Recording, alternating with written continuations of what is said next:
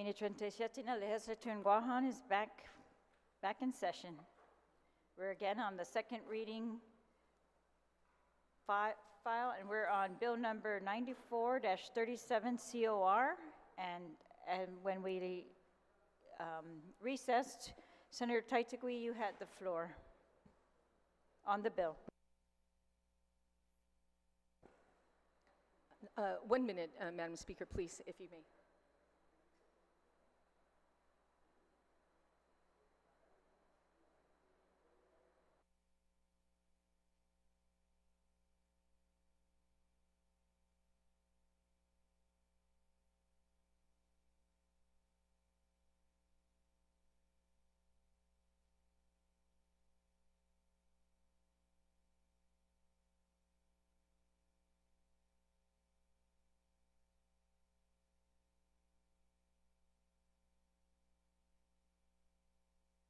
Thank you, Madam Speaker, for that 1 minute. I was just getting my notes together. And I also thank you for allowing us the opportunity to anticipate the download of the committee report to add an amendment. And I just wanted to ask the author of the legislation if the download was completed for all the senators into the committee report as an amendment. Senator, I think that will be done by motion on the floor, but it was sent by WhatsApp.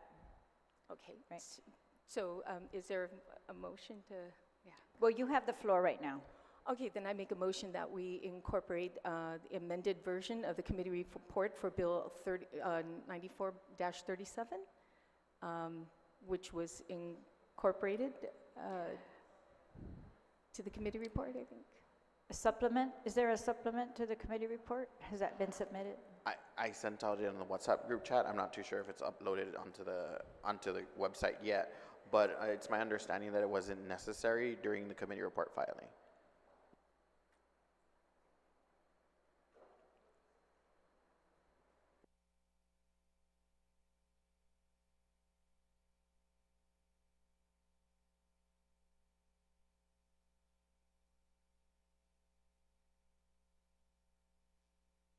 Okay. Senator, maybe you can amend your motion. According to the clerks, that report was submitted and it is on the website under legislative reports.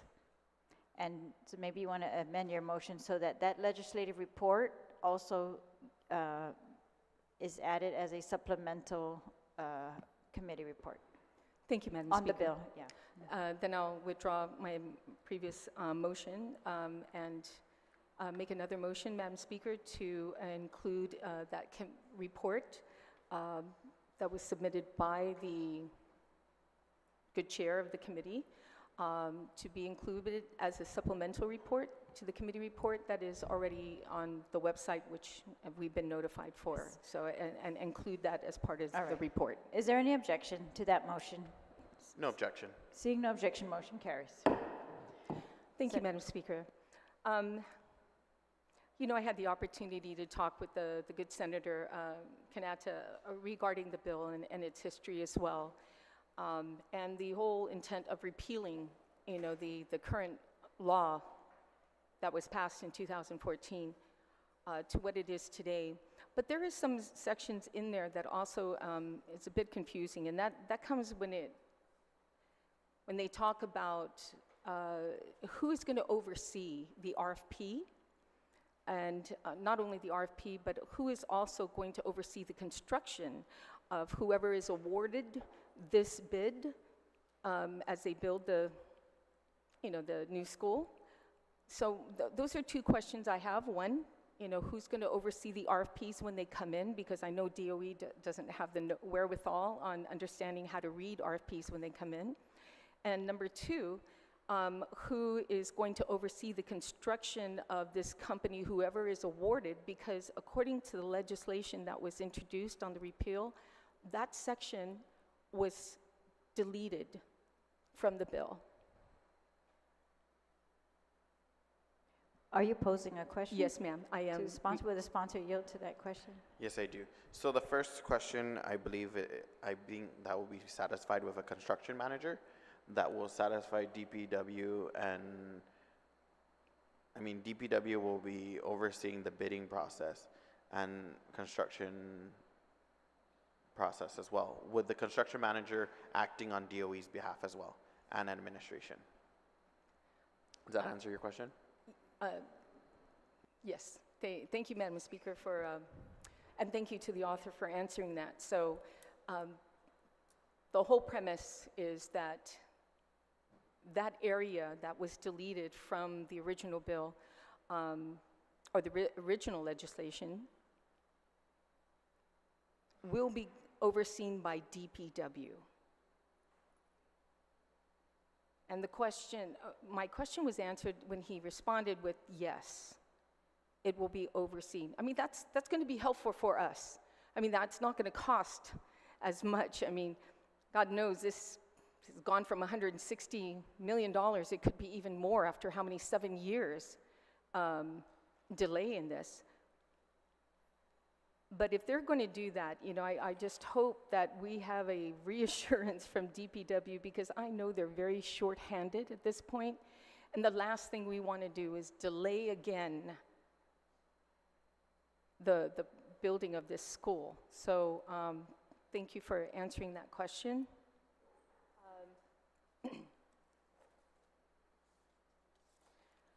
So that being said, Madam Speaker, I only have a few minutes more to go.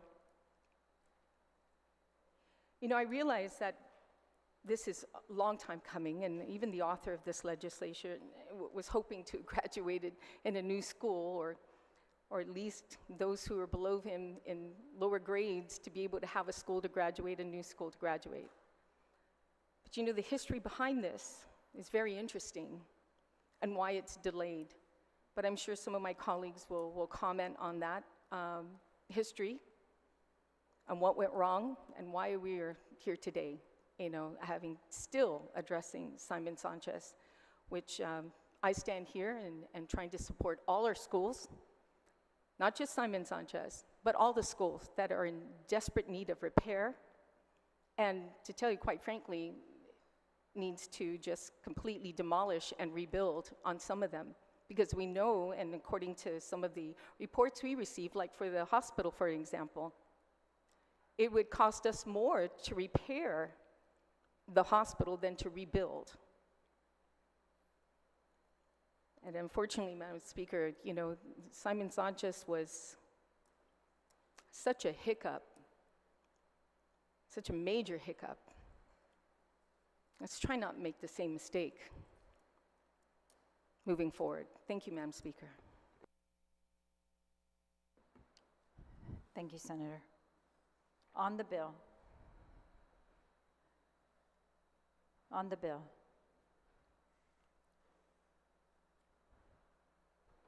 Senator Blas, on the bill. You're recognized.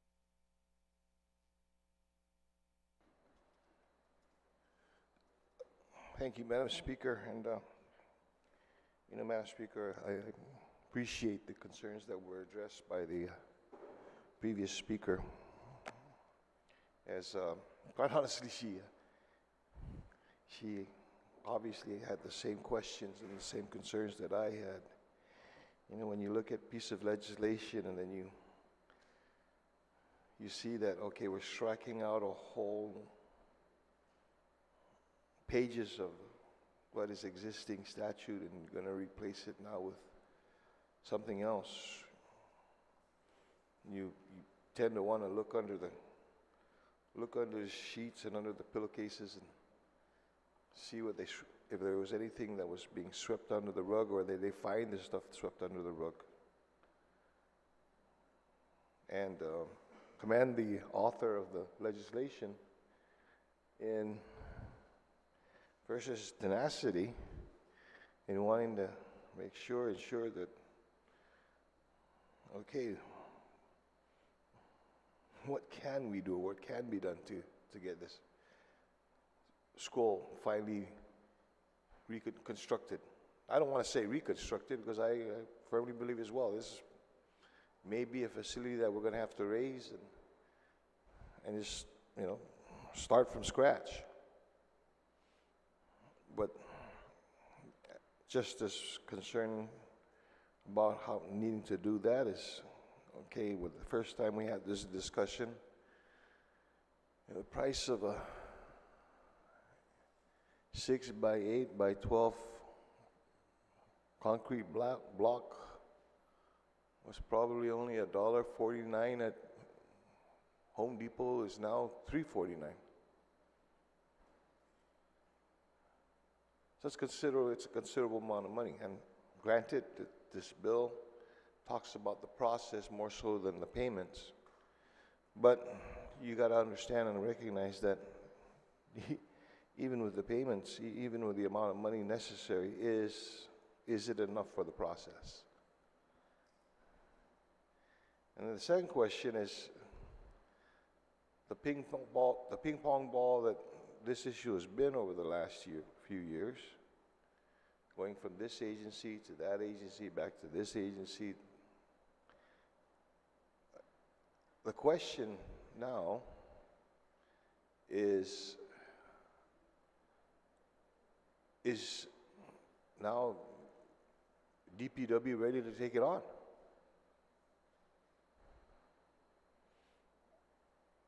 With a myriad of other projects and responsibilities that they have, is there going to be a delay in that process? And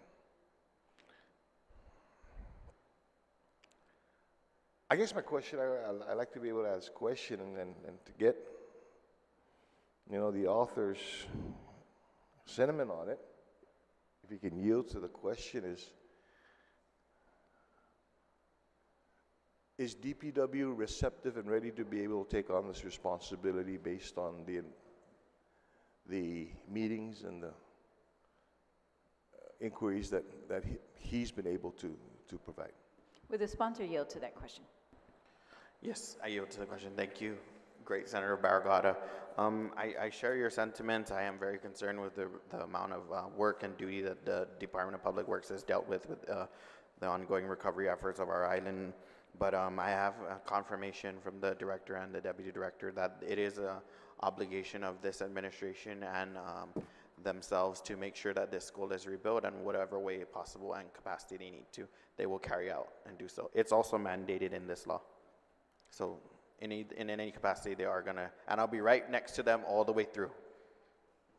Thank you. Thank you very much, Madam Speaker. And I guess my assurances is more so also because this body there's a tendency that this body takes blame for a lot of this stuff that is out of our control. And that, sometimes the blame is because we should have known better. Or we didn't, we weren't, I guess,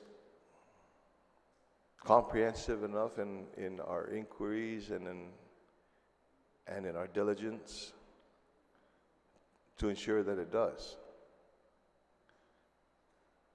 Everybody's frustrated that it's taking this long to build a school.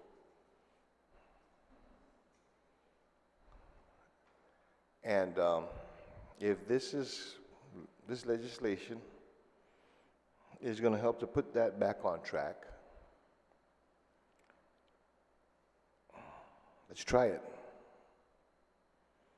And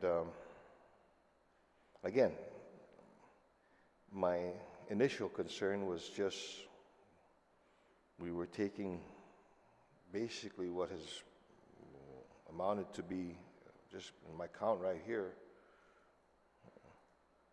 almost 14 pages of a certain provision of a certain law and replacing it.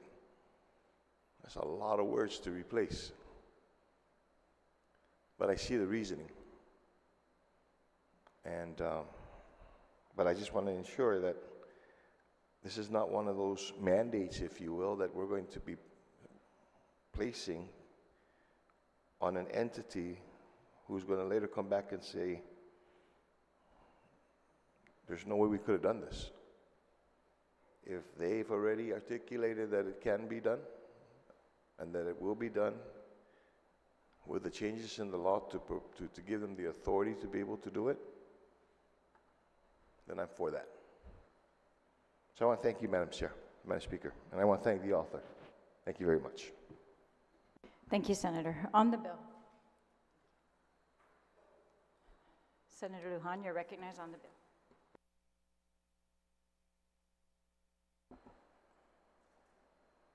Thank you, Madam Speaker. I too would like to commend the author for the introduction of the bill. But I want to go back and look at some historical stuff here before, and present to the body. Because, Madam Speaker, this bill, again, reenacts the Simon Sanchez High School real build law, right? And so, if enacted, this body votes to enact this bill, it would be the fourth time that Simon Sanchez High School rebuild law has been changed. And going back and looking at some historical stuff, and I wasn't in the legislature back then, but I remember even back in the 27th, 28th, 29th, we were talking about rebuilding Sanchez. But going down the line here, in Public Law 32-120, was authored by Judy Wampat. The original law called for the construction of a new school using municipal lease model. And that model has been used successfully to build several elementary schools in the north, as well as Ukudu High School and the rebuild of John F. Kennedy High School.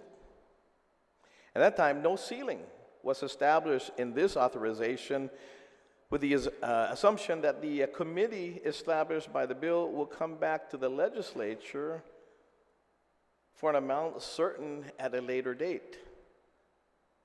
The total cost of that school and the lease payments, including, of course, maintenance component. Likewise, the law amended by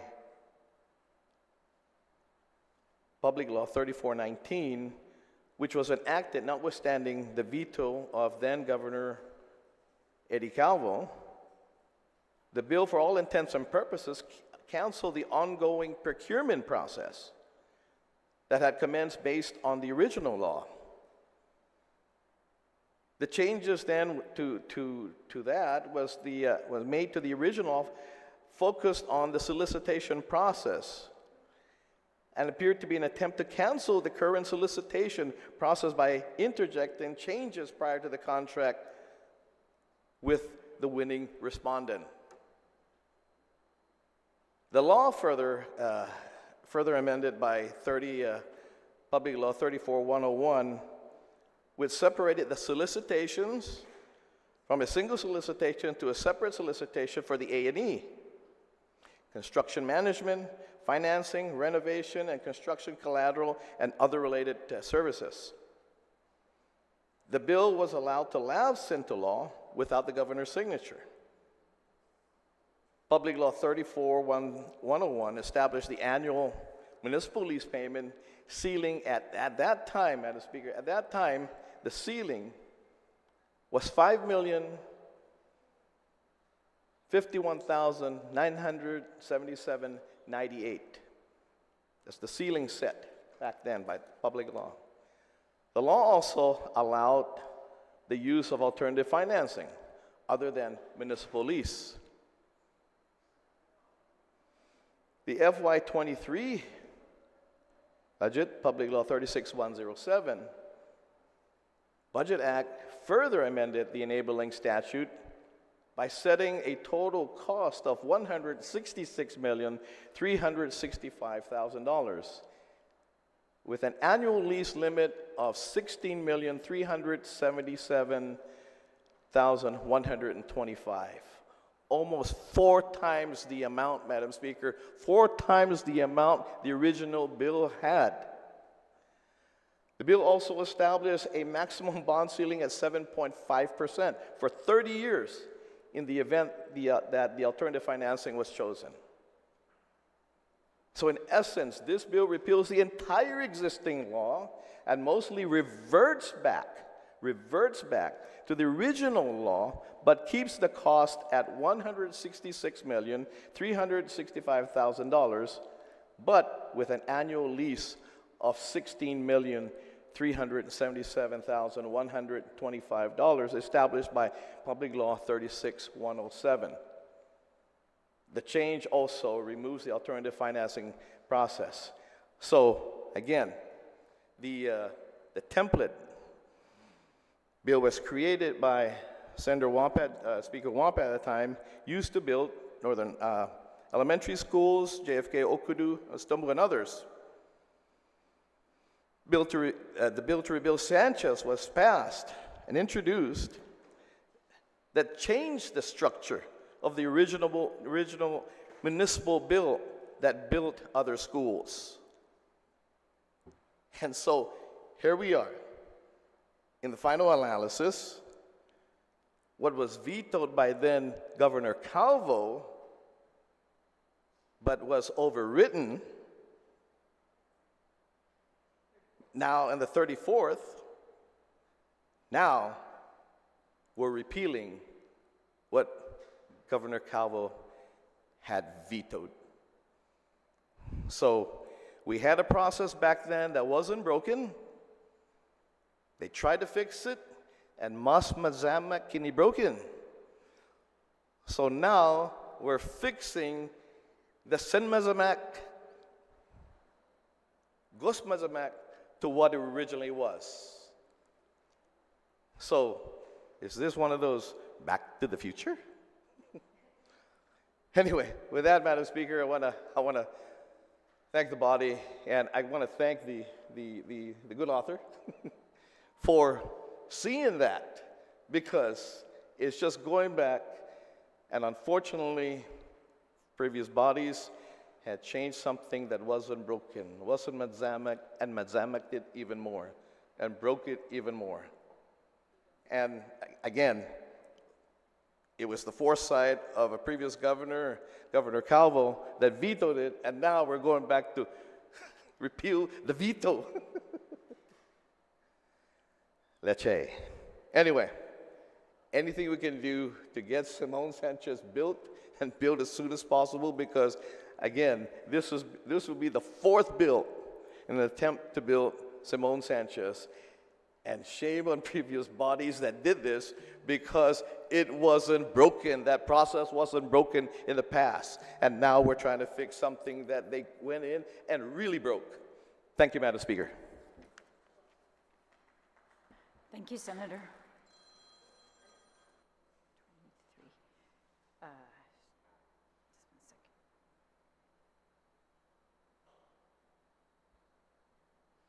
On the bill, Senator Dueñas, is you're recognized.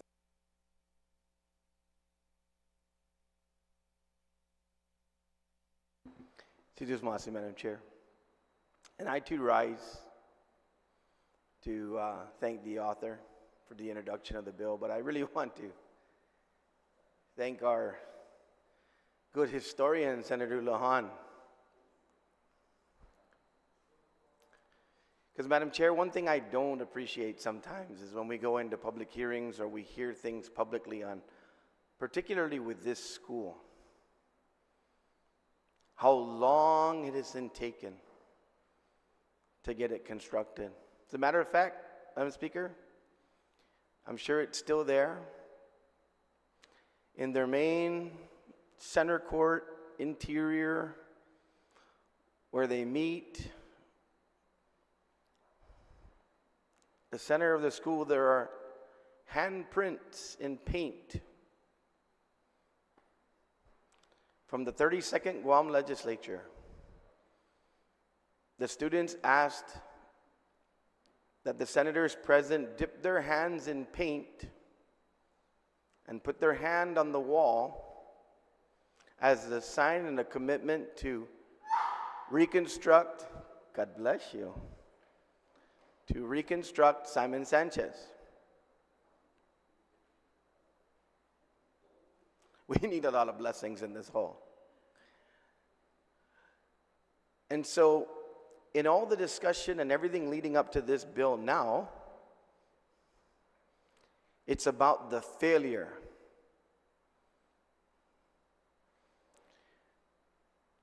And Senator Lujan is exactly right. It's back to the future. It's a complete repeal of what probably was put in place as a block technique, because I was the governor's liaison at the time. And Governor Calvo was trying to convince people this was the wrong thing to do. Now, when the good author of this bill asked me yesterday, can I get your support? I said exactly yes. You know why? Because I said, all you're doing is putting it back to where it was.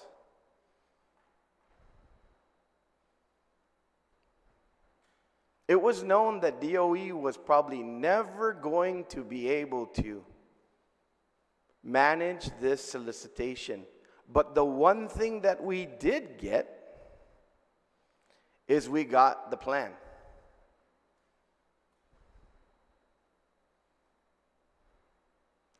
We got the plan probably at easily close to double now the price tag. At the time the solicitations were going out during the 34th, there was an anticipation somewhere around 90 to 95 million for Simon Sanchez, up to 160 for what's being envisioned now for repairs of other schools. They were trying to do a master solicitation at one point.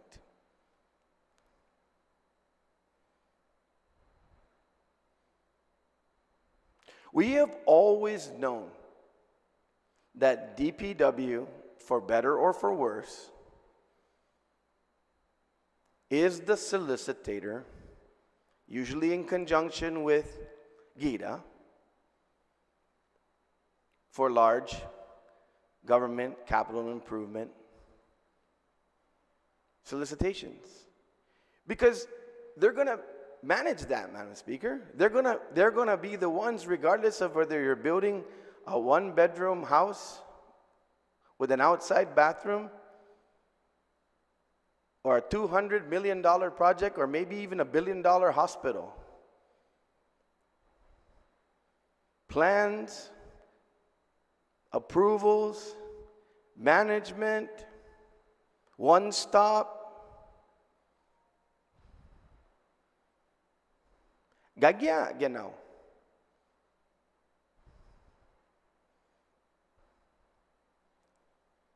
So I hope at least when we kumbaya and pass this bill, we use the adage and be careful about the finger. When the finger is pointed, kwanto na fingers pointing tati. No?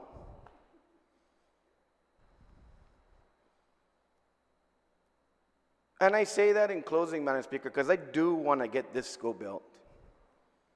Everybody does. But I hope and I pray, and I will remind people, if they prepare to drape themselves in glory, that this procurement has had a storied past.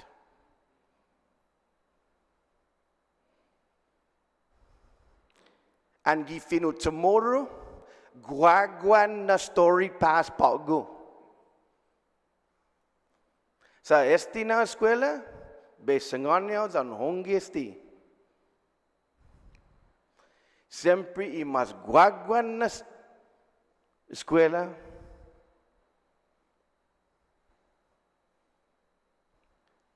lo tipo niya na sang honesty. Sa unggan, gua na tautolik niya, kontufan, guagwan pa di famogunta, ahiti and now. Guagwan sa antisinya un famaulik ocho na eskwela nay, and now ay puntuho, ahiti i 169 million padesti. Lo guana antes siempre sopla para transformarle otra escuela. Da pago hafa natan. Bula podung papa.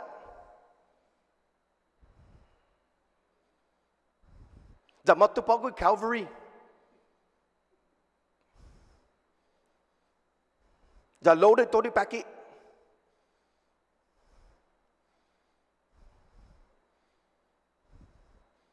Pasinya pago ta na famaulik.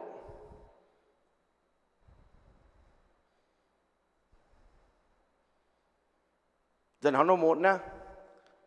Lobe sangani ang mungan pago. Angin matigi groundbreaking. Munga masangani na latsi don isaw to destisa.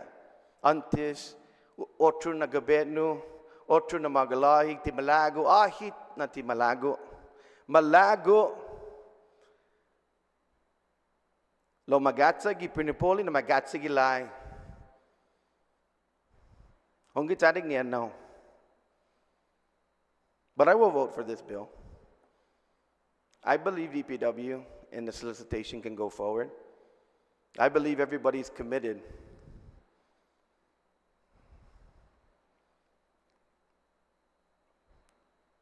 No tama nung peka crown. Gini hadzi lunya. Nagwaw chogisti. Sa esta 5 na eskwela, either ana famaulik, panuevo, ginin esti na klasin procurement. Logi 34th, lang nga Siyempre tigwaiza, imagalahi. Sus Masi, Madam Speaker. Sus Masi, Senator, on the bill. On the bill, Senator Brown, on the bill, you're recognized.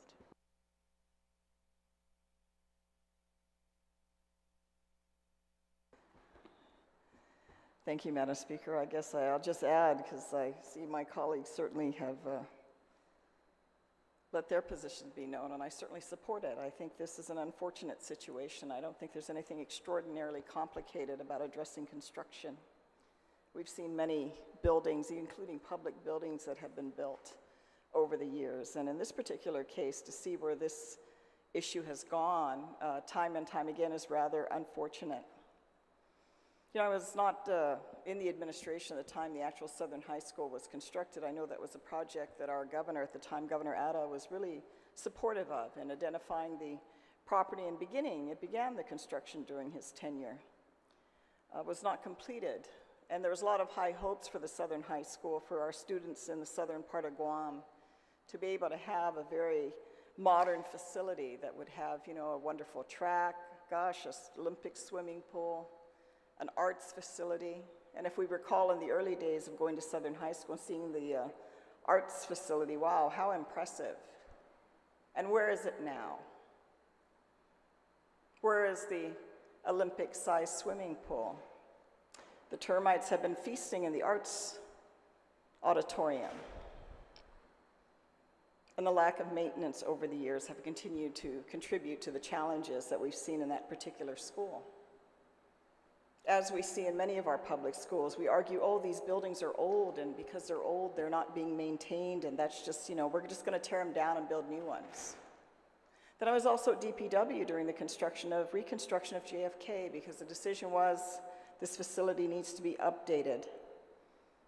And again, a lot of time and money and effort, and unfortunate, it wasn't a clean process. I mean, we even had a contractor who was making their own design changes and doing whatever they wanted, until we interceded and said, no, you have to make sure when you alter your design plans, you make sure it gets properly reviewed and permitted to make sure that the building is being properly constructed. And so then, as I mentioned, you know, a 40-year lease at $15 million plus a year, another 30 years to go to pay for that. But those are only a few schools. What about all the other schools on Guam that our children currently are going to that are far older? Because I remember Simon Sanchez when it was first built in the early 70s. I remember going there in 1973 for a reading book competition event that they had there, and I was only, 7 years old at the time. And it was brand new. just like public health in the early 70s was brand new. And I don't know why the intention was to design these facilities like bomb shelters with no windows. I guess that was the modern thing in the early 70s to do, but you know, we see where that's gotten us. Certainly it hasn't helped public health. That building, even though still structurally sound, sits there abandoned, another government facility that's not been taken care of because the decision is, oh, we want a new building. And again, Simon Sanchez over the years has continued to deteriorate. I mean, during the ad administration, like I said, I've been on the roof of Simon Sanchez because the governor's office had to intercede to get some repairs done that dragged on because DOE itself could not properly address with the contractor and ensure the contractor was performing on their job. And so the stories continue over decades. I mean, we'll be hopeful that this school will finally get built, but you know, the politics always get in the way, right? I guess the right contractor didn't get the bid, because that's sometimes how the game gets played, especially when you're dealing with big money.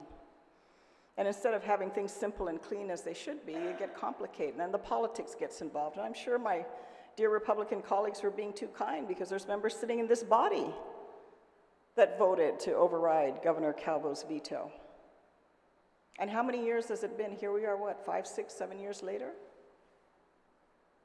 So yes, heed the warning that my colleagues had mentioned. Nobody should be putting a crown on their head these days, because the legislature in its own way has contributed to the delay as well. And you know, these simple things that really are not that complicated become more complicated because of all the interesting sticky fingers that try to get themselves in the way. And we talk about the importance of education, educating our children, and how they are the future of Guam. And yet, what have we done? What an incredible disservice all around that this issue continues to have been delayed all these years. And now this typhoon is added further to the problem that we don't even know in a month or and a half when school starts, you know, are these facilities even going to be decent enough, safe enough for our children to be educated in? So I think it's a necessary move to move this bill forward. And yeah, I agree, colleagues, nobody here should be shrouding themselves in glory. Some of the colleagues here that voted for that override certainly shouldn't be shrouding themselves in glory. It's not too far to go back and look at who served in that legislature who's still here. I hope that this school gets built. It's going to come at a very high price tag, far higher than it would have been.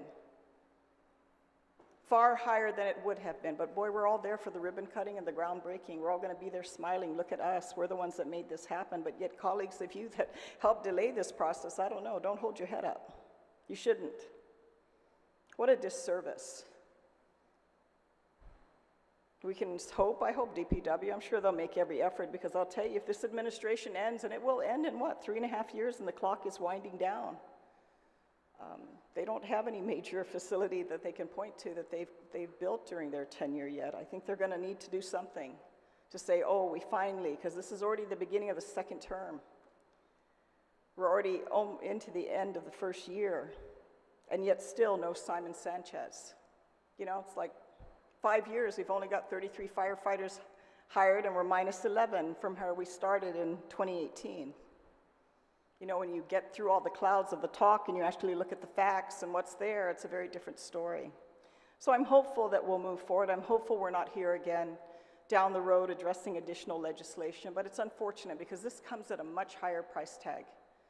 And you know, we can talk about it, but you know, if this issue also has not been resolved with regards to the federal funding that currently is being used to pay all these leases for these schools, it's going to be very interesting how we address the budget this upcoming fiscal year when we have to take that big chunk of money out that's not going to be there to operate and provide the services to our people. And then it's going to be interesting enough to see where this money's coming from, because you remember a few months ago, I mean, we had representatives of the Department of Administration here telling us, oh, we got the money. For all you colleagues that voted for another $50+ million to add on the backs of our taxpayers on Guam. The money's there. Isn't that what Mr. Department of Administration said? Oh, we have the money. We will have the money to pay this. And then what, a month later, we're here looking at the funding for our businesses out there that are still struggling from COVID. Let's not even talk about the typhoon. Oh, we're deficit spending. Oh, we want to extend, you know, the $100 credit to our island residents, you know, as we recover from COVID on their power bill. Oh, we're in deficit spending. So that's the reality that I hear out there. So it's going to be interesting because the time's come. You know, the money ain't all going to be free flowing. And I hope the people of Guam are able to pay for this school because they have many others behind, standing in line that were built long before Simon Sanchez that are going to need to be addressed. And I think this idea that we just don't maintain it, we just tear it down and rebuild it is the solution. I don't think our people are going to be able to afford that. That on top of the fact that we can't even guarantee basic quality education to our students.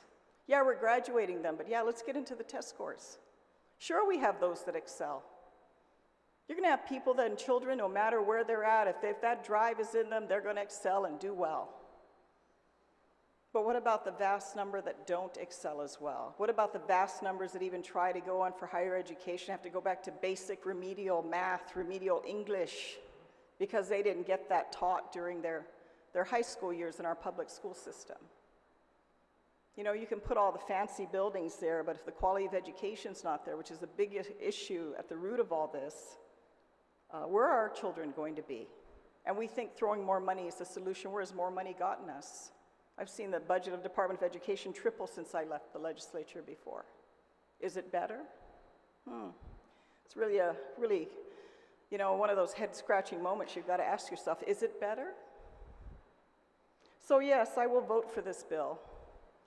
But I'll tell you, this comes at a long road that members of this body itself has contributed to the delay, and members of this body contribute to the increased cost.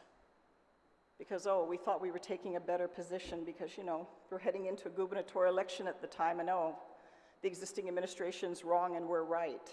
And look at where we are now. So I'll support this bill, colleagues, but it's unfortunate that we're here, and it's unfortunate the cost of this school is going to be even more expensive, which means there's going to be less on the table for other critical things that our people need. With that, Madam Speaker, I appreciate the opportunity to comment on this bill. Thank you, Senator. On the bill, is there any other senator would like to be recognized on the bill? If not, Senator Barnett, you're recognized. Thank you, Madam Speaker. Thank my colleagues for the stroll down memory lane, too. But our people don't care. They don't care who we're pointing the finger at. They don't care how many fingers are pointing back. They don't care which governor was on or off the hook. They just don't care. All they care about is getting this school built. And I rise in support of this measure. I think we're all on the same page with that. And I pray that this is the body that finally does it. Because it's embarrassing. It's embarrassing. I want to go back, but I'm not going to go that far back, just to last year, during the campaign. 99.999, never mind. The way our people were jerked around, they were throwing that, it's Sanchez, 99.99% done with the plans. We'll break ground in January. January came and went. Already we're into the summer. And it's going to get worse, much worse before it gets better. Because I know we're in that hearing, Typhoon Mawar damage report, and Simon Sanchez, the existing campus, if you can even call it a campus, up there at Jigo, devastated, decimated by Typhoon Mawar. And when we look out at the lay of the land and all the public schools that aren't going to be ready to open their doors by the start of school year 23-24, Simon Sanchez, the home of the Sharks, is number one on that list. I would just say that according to the principal's report to this Committee on Education, I don't think any Shark is going to be going to school at the home of the Sharks in the upcoming school year. They're going to have to go off and double session somewhere else because, again, they lost all the air cons on the roof. They lost whole buildings, temporary classrooms. And so we really, got to get this done once and for all. Because again, it's embarrassing to sit here as a senator and to be lumped in with all the sins of the father and the sins of the mother that have come before us.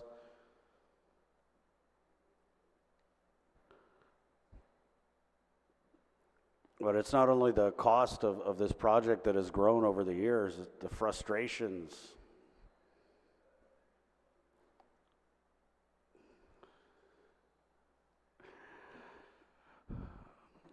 The complaints, the concerns from the students, the stakeholders, everybody. So of course, as the chair of education, I support this bill, and I just ask that we work together on it and get it through and make sure that we cross all the I's, not cross our I's, dot the T's, and get it done right, because I really feel like this 37th, we can put this to rest once and for all. And so, that being said, I commend the author,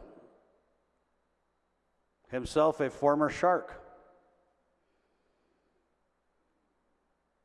for introducing this legislation.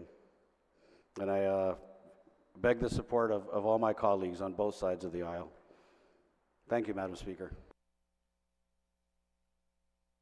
Thank you, Senator. On the bill. Anyone else on the bill?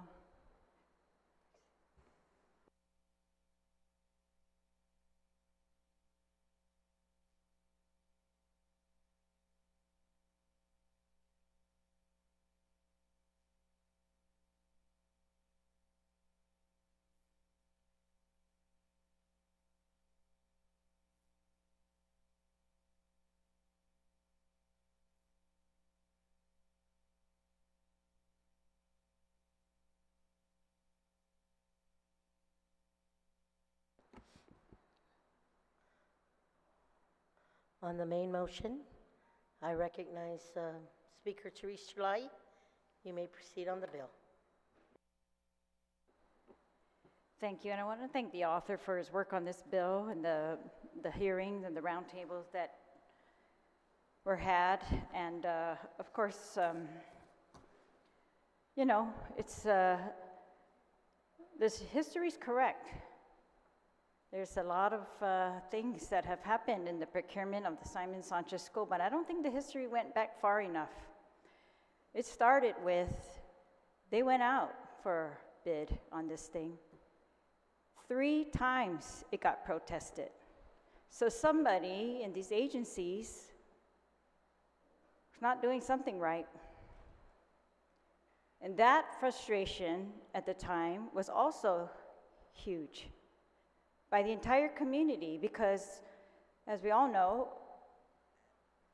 protests on procurement cause delays in the procurement. And DOE came in and said, we can do this. And we will, actually, that's not the first thing that happened after all of those protests, and they were not resolved when the legislature went in and changed the law to clarify some of the issues that were causing protests, such as how are we going to rate the respondents, who would get selected, that type of thing. And, you know, the general parameters, I guess, that were not clear for some reason in those RFPs that were going out. And then, of course, in a novel approach, they decided to give this procurement out of DPW's hands over to the Department of Education. And the Department of Education said, yeah, we're going to do this, give it to us. And we had already pledged $5 million back then. That was in 2018. We pledged $5 million a year. It was intended to cost about $85 million. And so my real concern with this bill is just, it's the cost. So what was supposed to cost us up to $85 million, and that we were supposed to be setting aside $5 million a year, apparently that was never set aside. It was spent. And then, of course, they came back and they told us, They spent $5.7 million in architectural and design services. $5.7 million. $5 million. And the design that we have was in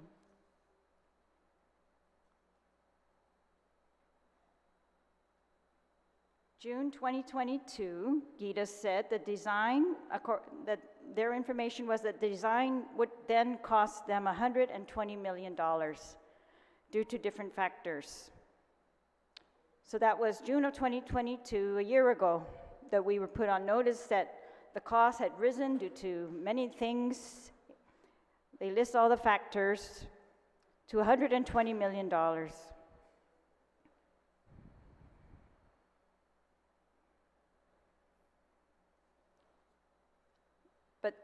But now we are looking at, and they asked at that time that we pledge 16 million instead of 5 million. And the legislature did that. That's just huge. $166 million is now the projected project cost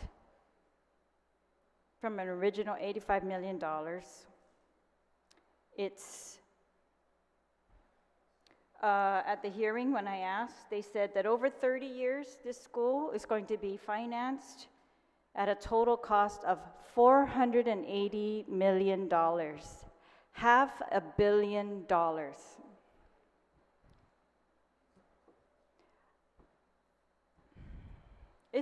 It's huge.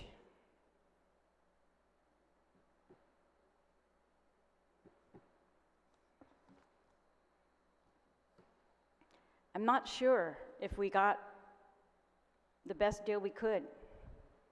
I'm not sure if our design, including a firing range inside of a high school, is what we needed and was worth this delay.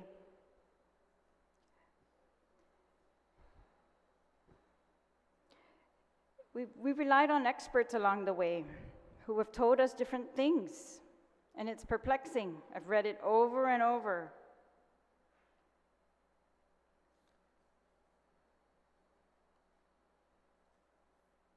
In 2013, we were offered to purchase the Teason campus and all the facilities at Teason owned by Cortec for a total cost of $43.5 million. With financing, it would cost $125 million, which sounded too big to us back then. That was at $5 million a year. JFK, we pledged $6.9 million a year for a total cost of $64 million, with total financing $157 million over 30 years. We also paid on top of that, and we thought JFK was expensive. We paid on top of that $6.7 million additional for insurance, maintenance, and capital replacement reserves.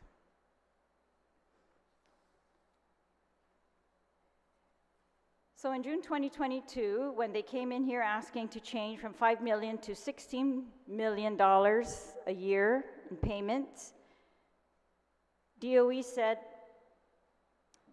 they were looking at the time and how to reduce the costs of construction, reduce the design, or adjust the design, is what they said, so that they could reduce the total cost of construction. I don't know if any adjustments were made. I think the only adjustments they testified to, since in the recent public hearings, were because of the snails that were found, the endangered species, they moved things around. They cut some classrooms out of their original design. They cut classrooms, but they kept the firing range. And so we got in this updated committee report the pictures of the design, where you see, here it is, the campus, the new campus plan. It's got A, B, and C wings of classrooms. an auditorium, a gymnasium, a cafeteria, and a JROTC building that is bigger than the cafeteria, almost as big as the A, B, and C wing classroom wings.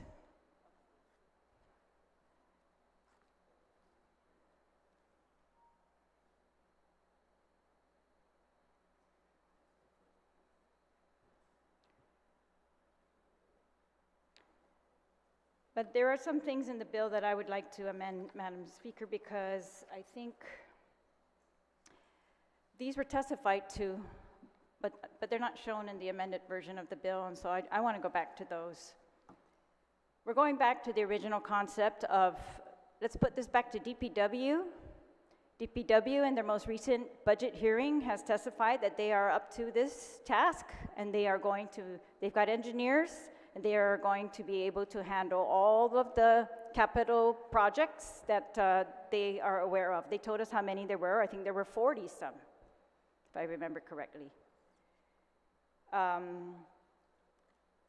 So I'll just start with my first amendment if I have it here. I don't have it. Do you have the amendments? Can I borrow yours? Oh no, here they are. Sorry. So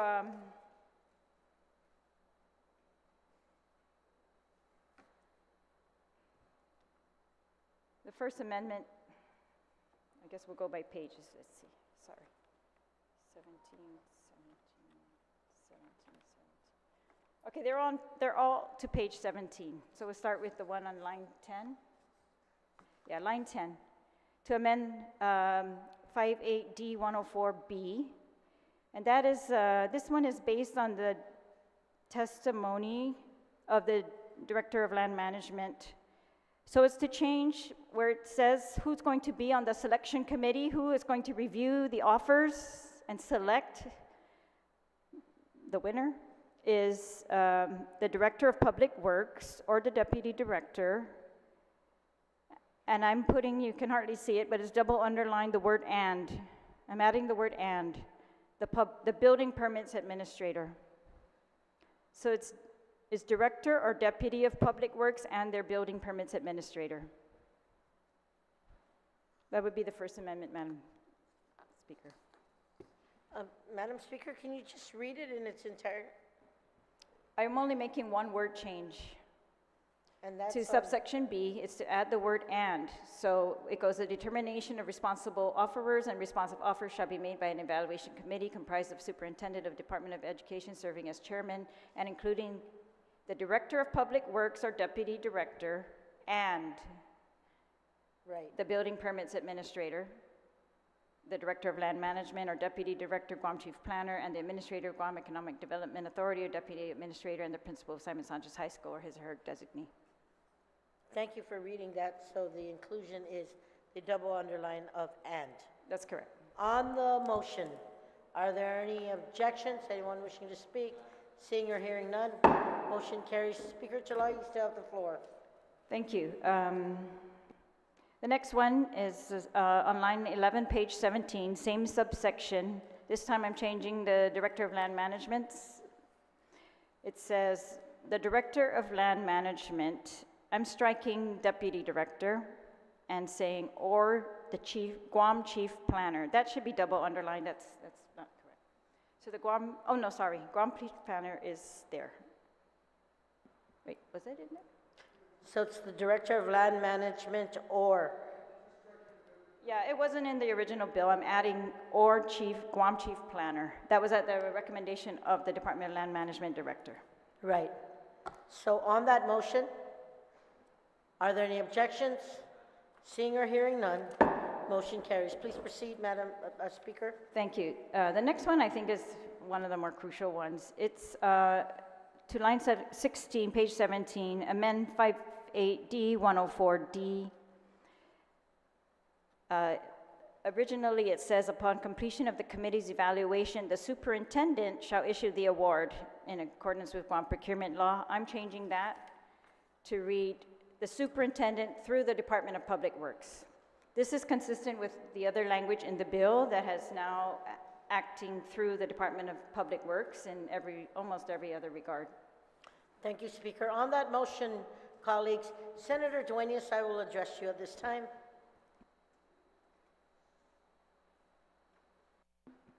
This is my seat, Madam Chair. And I guess I rise just to make a point and then also ask a question. Please proceed. So there was discussion earlier, and it's germane to this proposal. And I think it's important because I need to be clear. First and foremost, I don't think there's a procurement in this government over $1 million that hasn't been protested. That's standard operating procedure. As a matter of fact, the public auditors jumped through hoops and gone through hoops trying to figure out. So the references to protests, we are the king of protests. Anything over $1 million. But I want to ask a question if the author, if she would so yield. Please So state your question. the discussion is that this is consistent throughout, but it seems to put the superintendent here through Department of Public Works. And that's why I said it's germane, why I laid this out.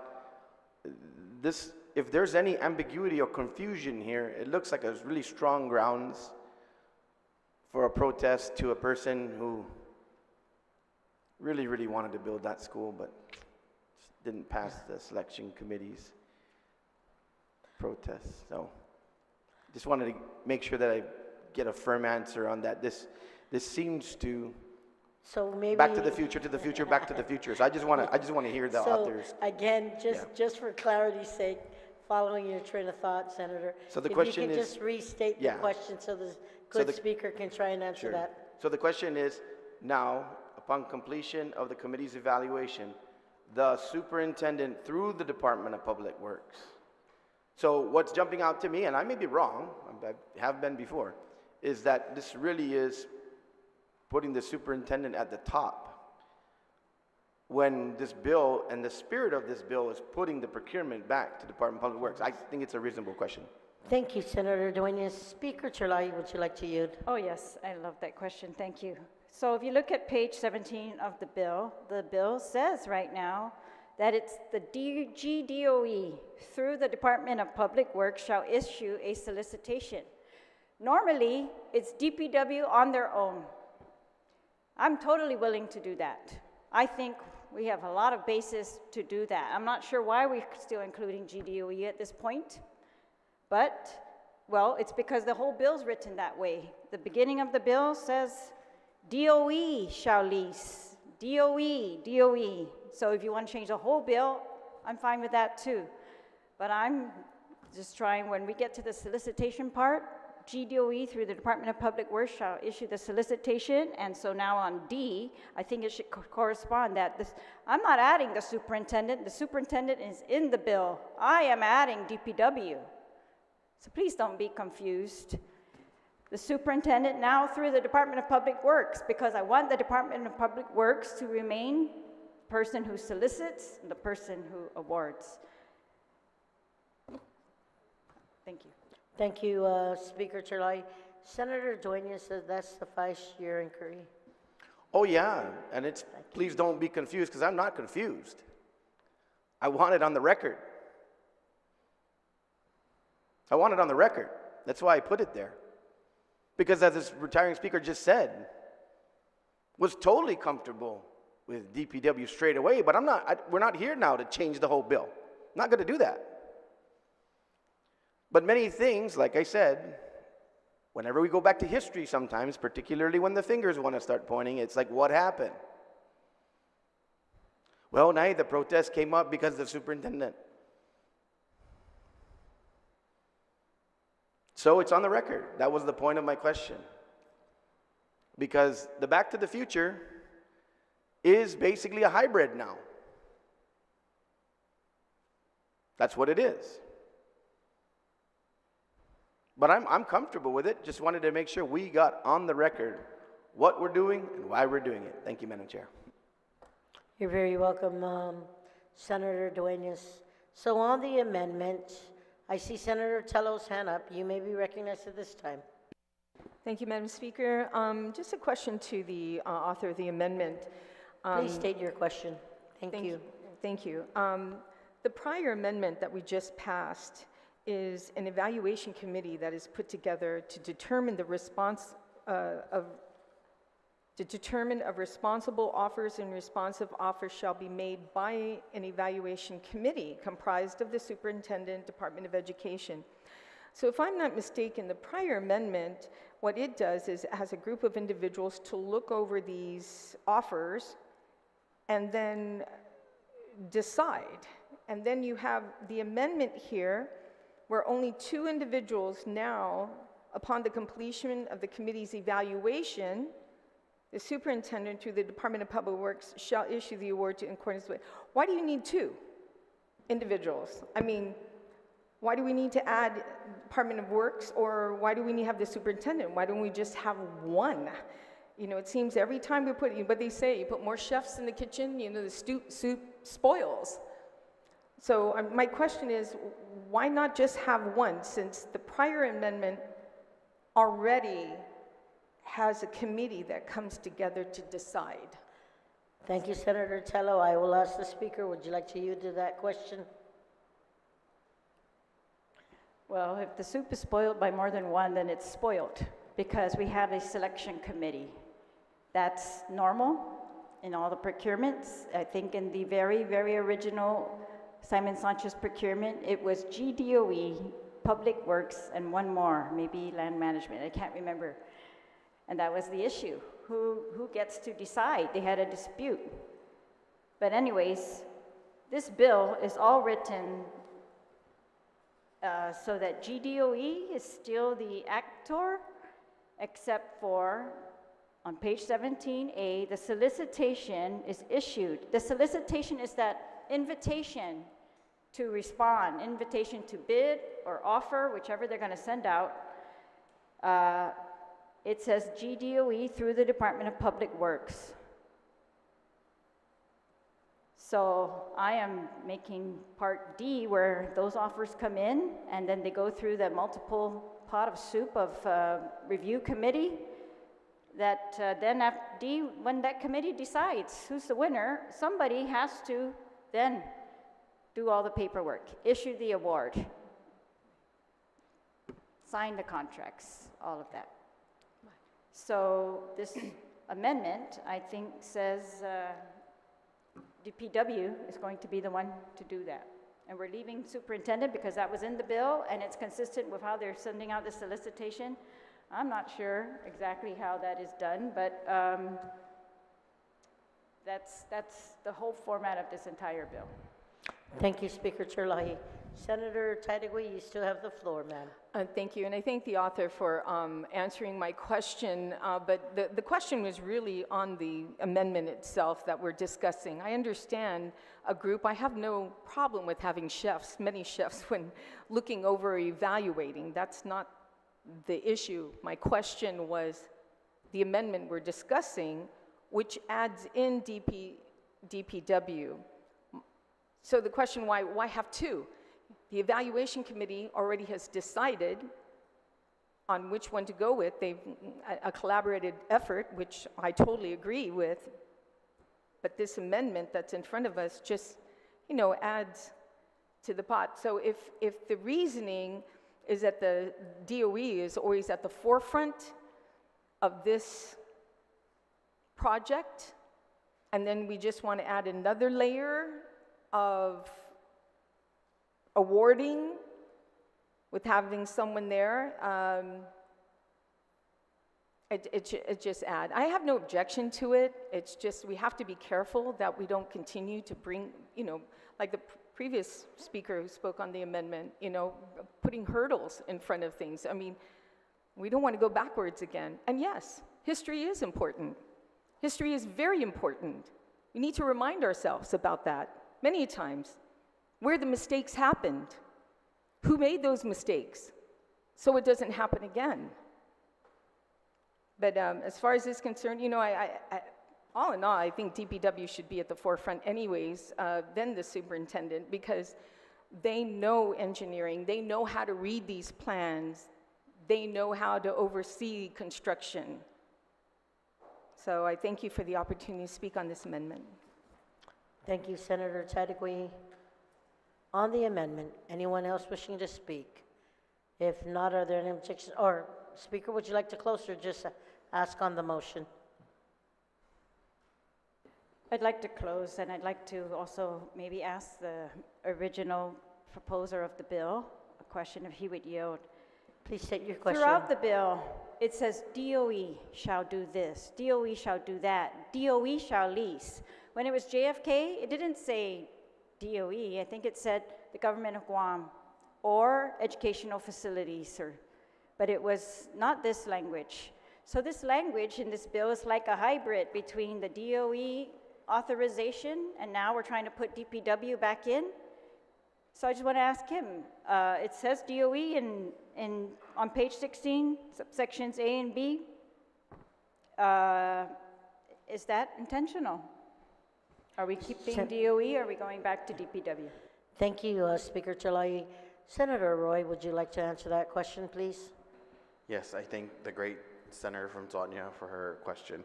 Obviously, we're here to just rectify the longstanding issue.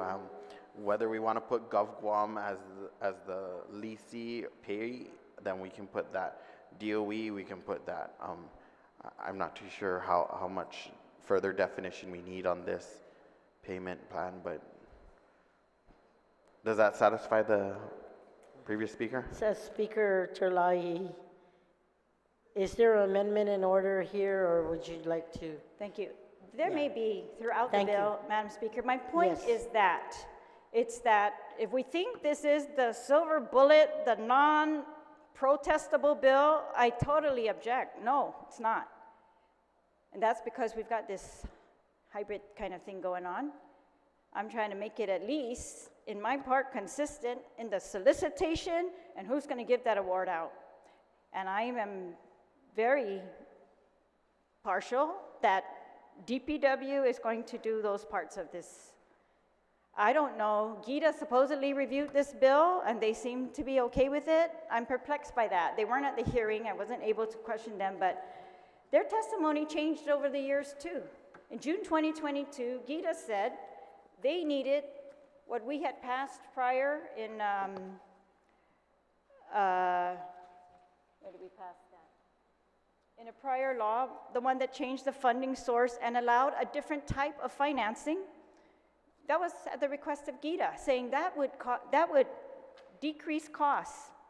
So that was in 2022 June when they told us.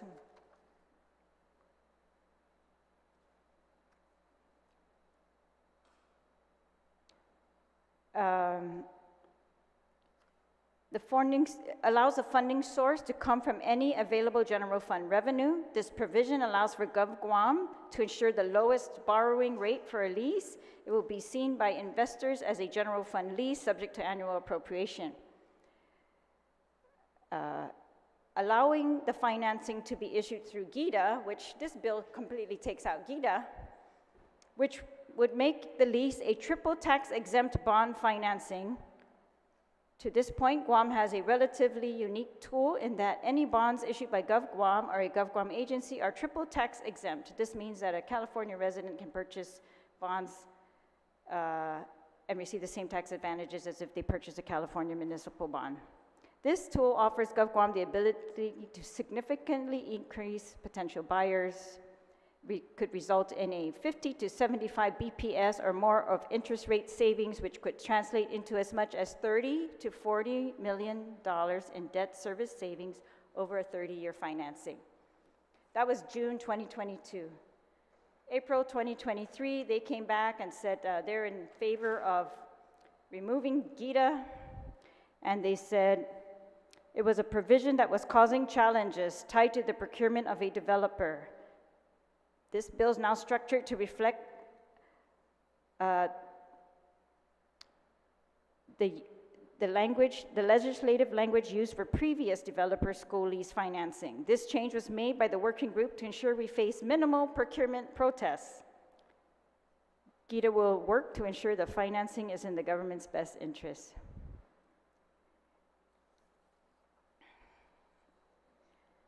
For me, that's perplexing. How we went from saving $30 to $40 million to now this is the only way. And it doesn't even allow an option. It says this is the way we're going to do it now. I'm very curious about that, as opposed to leaving that financing still an option. But anyways, so the amendment is not to the entire bill, it's to this one section where after the solicitation, there is going to be an award, and I want the award to be done by the exact same person who's authorized in this bill to issue the solicitation. Thank you. So on the amendment, are there any objections? Seeing or hearing none, motion carries. Speaker Chulai, I think you have a couple of more, or one more. You may proceed. One more, thank you. Page 17 again, line 23. So this is a different section, responsibilities of contractor. So this section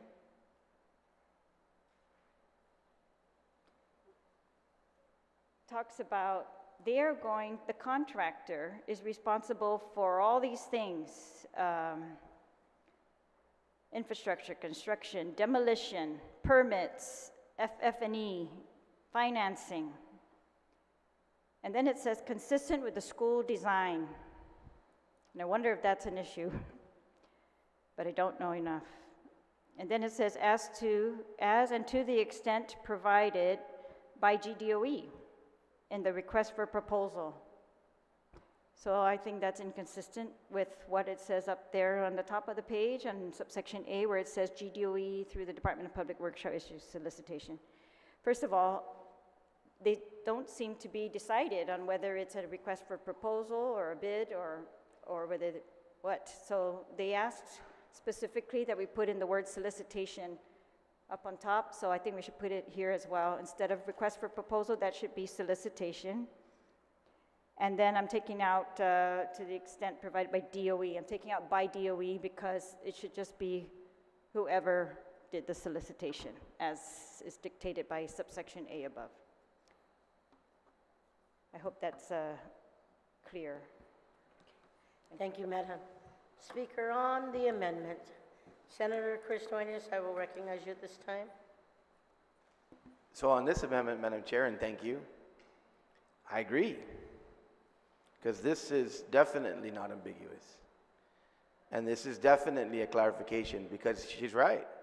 We don't know what's going to happen now that basically you don't have the lead of GITA, and it sounds like it's going to be a GO. So that's going to be pretty interesting too.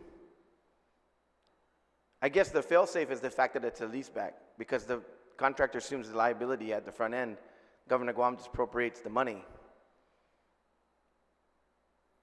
Different with our BPT, but that's a whole different ballgame. But at this point, I think this cleans things up, because it definitely makes sure that that's the direction it's going.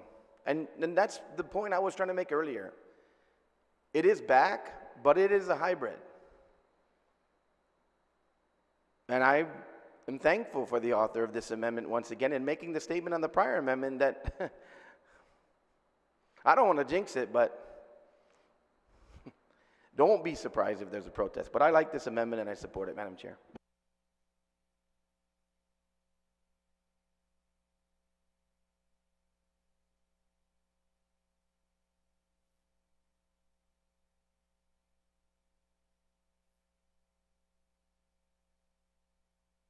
Thank you, Senator. Anyone else on the amendment?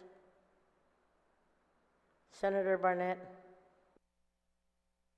Support the amendment. I just want to commend the author for her thorough and diligent work on this measure. Thank you. Thank you, Senator Barnett. Anyone else? If not, Speaker, would you like to close your call? On the amendment, are there any objections? Seeing or hearing none. Motion carries. Speaker, you still have the floor. You got a couple of minutes. Thank you very much.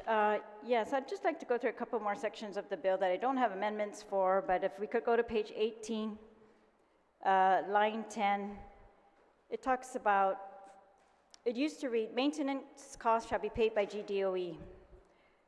But The new bill reads, furniture and equipment maintenance costs shall be paid by GDOE.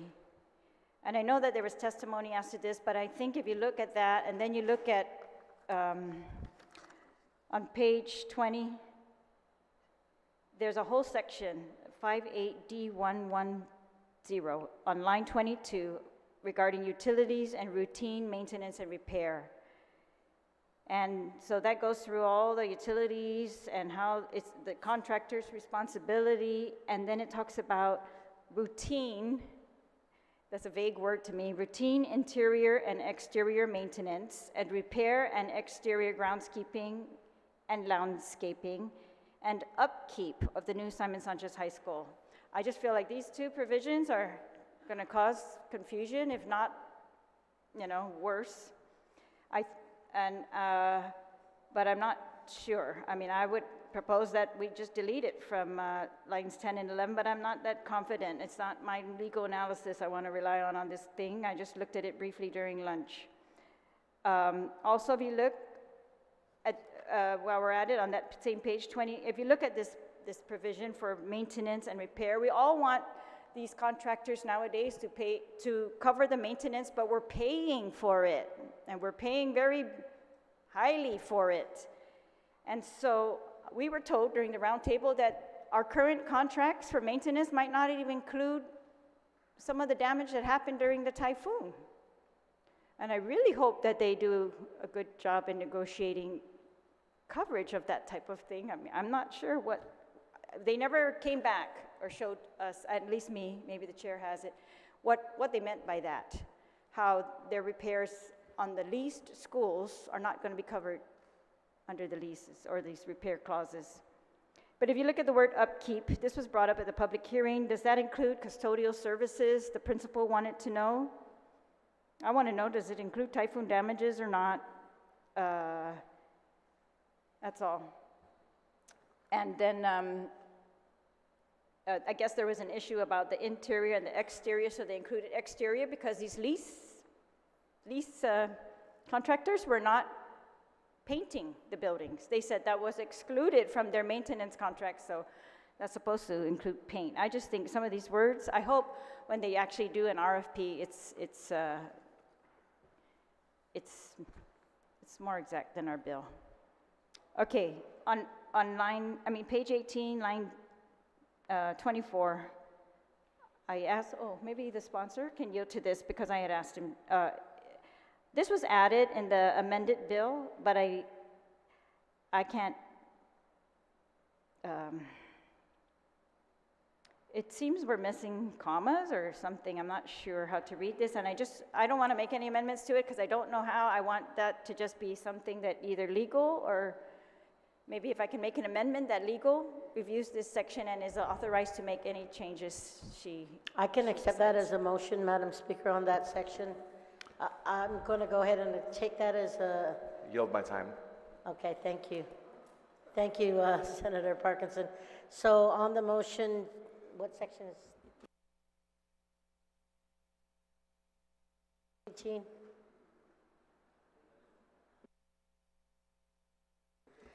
Page 18, I'm on line 24, it's subsection D to 58D106. I just wanted to make sure of that. Thank you, Madam Speaker. Are there any objections? Seeing or hearing none, motion carries. Speaker, you're out time, but... Yes, well, thank you, Senator, for yielding your time. Yes, I please appreciate that. I proceed. don't have much to go. I think I'm actually done, except that it's just this whole maintenance stuff. It's actually become a big issue. So we thought it was a silver bullet back then. Oh, we're gonna pay for them to do maintenance. For 30 years, we're paying these people to do maintenance. The maintenance is very different. So I guess when we did Ukudu, it was a different contractor for maintenance than who built the building. And so they seem to think it works better when we get the same contractor who built the building, like a JFK, to do the maintenance. But it's expensive. And now we're having disputes as to what's covered, what's not. So I'm just hoping DPW is listening, or they get tuned into that, and that they make sure that their RFP is very clear what they mean by maintenance. On page 21, they talk about All maintenance shall be performed by the contractor as a separate cost, the terms for which and the manner of establishing the amount of payment shall be determined as part of the contract. That means we're leaving that all to DPW. This is where it gets confusing. Provided, however, that the contract may, at the discretion of GDOE, provide that maintenance with respect to equipment and other things, utilities. But this equipment issue for me, I think is a big issue. And so the superintendent has testified, I think that's how that got included on page 18, line 10, furniture and equipment maintenance. She wants them to take care of furniture and equipment maintenance. I just think this has to be really made clear by DPW what we're talking about. We do not want to pay for 30 years to repair some of these furniture or equipment that are not ever intended to last for 30 years. Get rid of them and replace it, right? Or something else more logical. But I'm sure she has something in mind, maybe equipment. I know that in one of the leased schools, when JFK moved out of Tizen, they took the equipment. So the government had to pay the contractor to procure again the equipment for the Tizen school. And we're paying left, we're paying right. So I'm just saying, please, let's get some value for all of this. Let's just be wise. DOE has come to us so desperate in past years for money. And that's why, yeah, I can see why they would want, include everything, the equipment, because they thought they're not getting money for anything. So I'm just hoping that that mentality is a little bit alleviated and we can actually get value. It's really what we want in this. The whole point of changing the procurement, I hope, is to get better value. We hope it's fair. That was the big part of a lot of the procurements on Guam, is whether they are fair or whether they were geared to one contractor over another.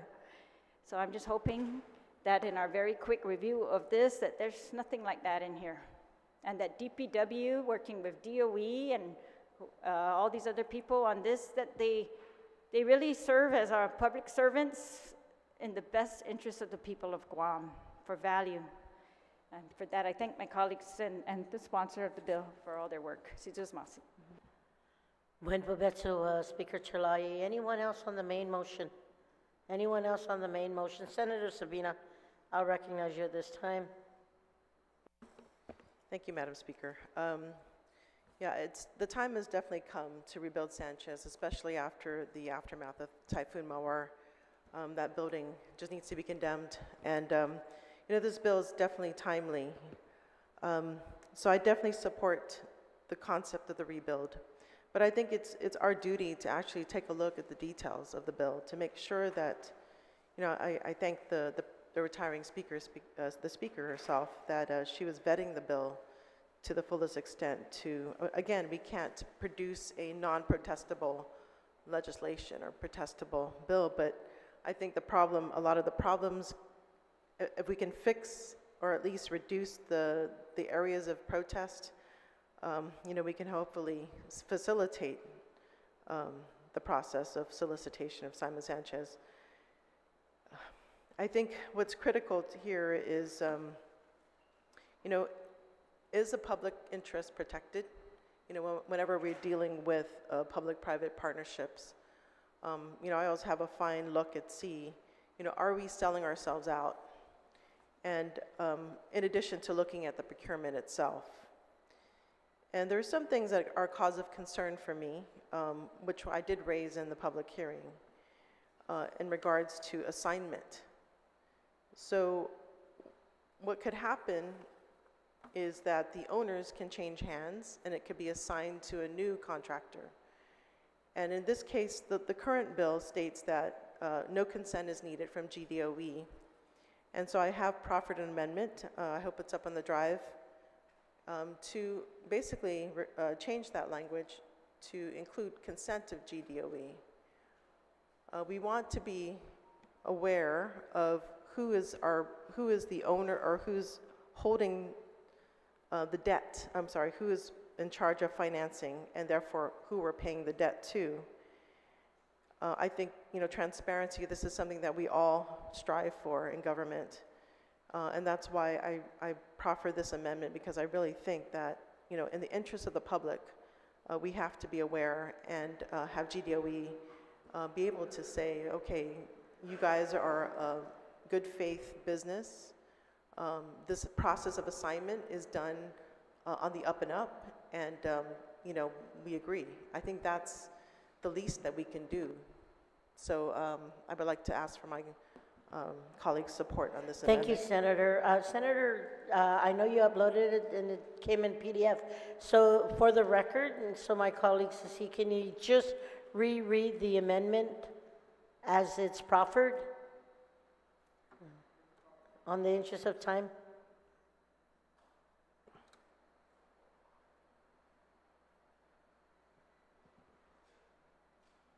Okay, so it's on line 7, page 19. It's to amend section 58D107. And it's in the section, it says under assignments, to facilitate the purposes of this act and to provide security for the holders of any financing instruments issued pursuant to this act, the contractor may assign with the consent, so we struck without the need of the, so it should state with the consent of GDOE. On that motion, are there any objections? Again, Seeing hearing none? the page is 19. Sorry, Again? there was a question, sorry. There were pages on page 19, line 7. Please proceed, 19, line 7.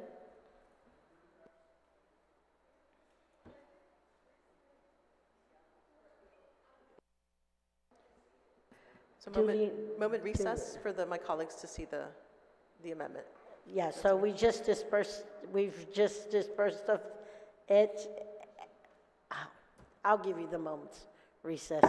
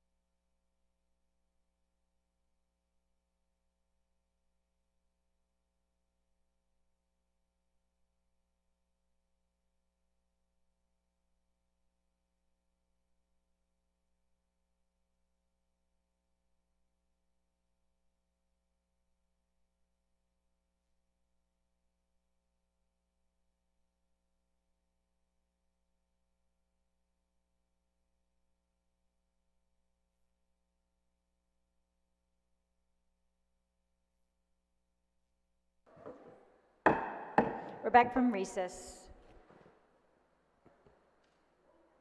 We were on the amendment had passed. So Senator Perez, you still have the floor. Yeah, basically the recess was for my colleagues to define the amendment. So I asked for my colleagues' support. That one had already been passed, yeah. All right, thank you. So the other thing that was also concerning to me, it happens to be in the design, so as was mentioned earlier, the inclusion of a firing range in a school. And this will be the first in the continental US, so the first ever firing range in a high school. And to me, that is not, as a policy, this is something that I question to incorporate this, a firing range within a high school. I think that could also add to the cost. When we're talking about maintenance, maybe that's why furniture was included. Maybe there may be a stray bullet hitting one of the pieces of furniture and increasing the cost. I think that, there's multiple problems with having firing ranges in schools. Another one obviously is the safety of our students.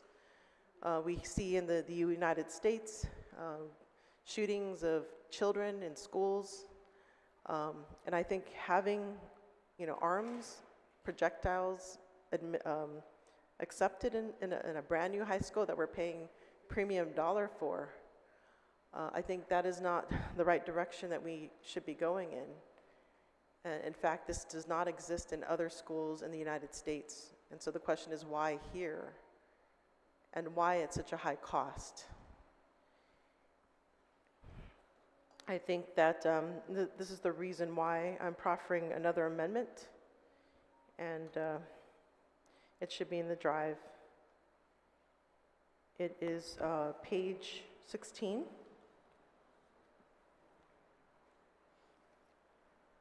Lines 10 to 11.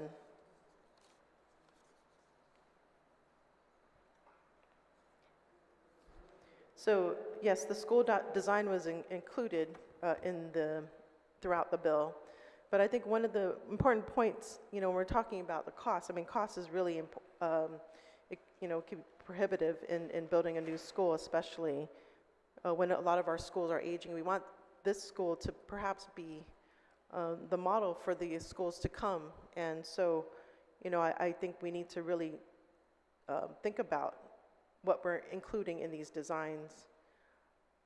And I don't agree with a firing range in schools. The other thing that was mentioned in the public hearing, during the public hearing, was that if there's a way that we can eliminate those things that are going to be costly in this RFP so we can get this school built, I think, that's the direction we want to go. We have, as policymakers, we have to think about what is the need and what is the wants. And so I think perhaps this falls under not a need, and we really need to focus on the needs of our students. And so what this amendment says, it's on page 16, line 10 through 11. And basically, it changes the definition of school design by removing firing range within the design. So I ask my colleagues for their support on this. On the amendment, Senator Kanata, you have the floor on the amendment. I appreciate the intent of the previous author on that amendment, but I just wanted to clarify to the body that it's not a life-endangering activity, because the activities are happening on campus, although there are mandates that state in all public schools that no guns should be on the facilities regardless, right? But these guns or these firearms are allowed for its marksmanship competition. And I also wanted to echo the sentiment that Guam has been very much successful in achieving marksmanship championships across the nation in numerous competitions across, again, the nation. So I just wanted to remind the body that this is ongoing. At Simon Sanchez High School, when I was going to school, they would convert the cafeteria into a shooting range makeshift, right? So I'm not too sure if we remove the ROTC facility building. I understand we're trying to be cost effective, but I just wanted to remind the body that regardless of this building being constructed or not, or the shooting range being constructed or not, it wouldn't really prevent the shooting from happening on the school campus because it's a part of the curriculum standard for ROTC. So I just wanted to ask the author if she's requesting that the firing range be removed, fine, but where do you want to mandate across the whole DOE high school, ROTC, to remove firing, marksmanship, fire?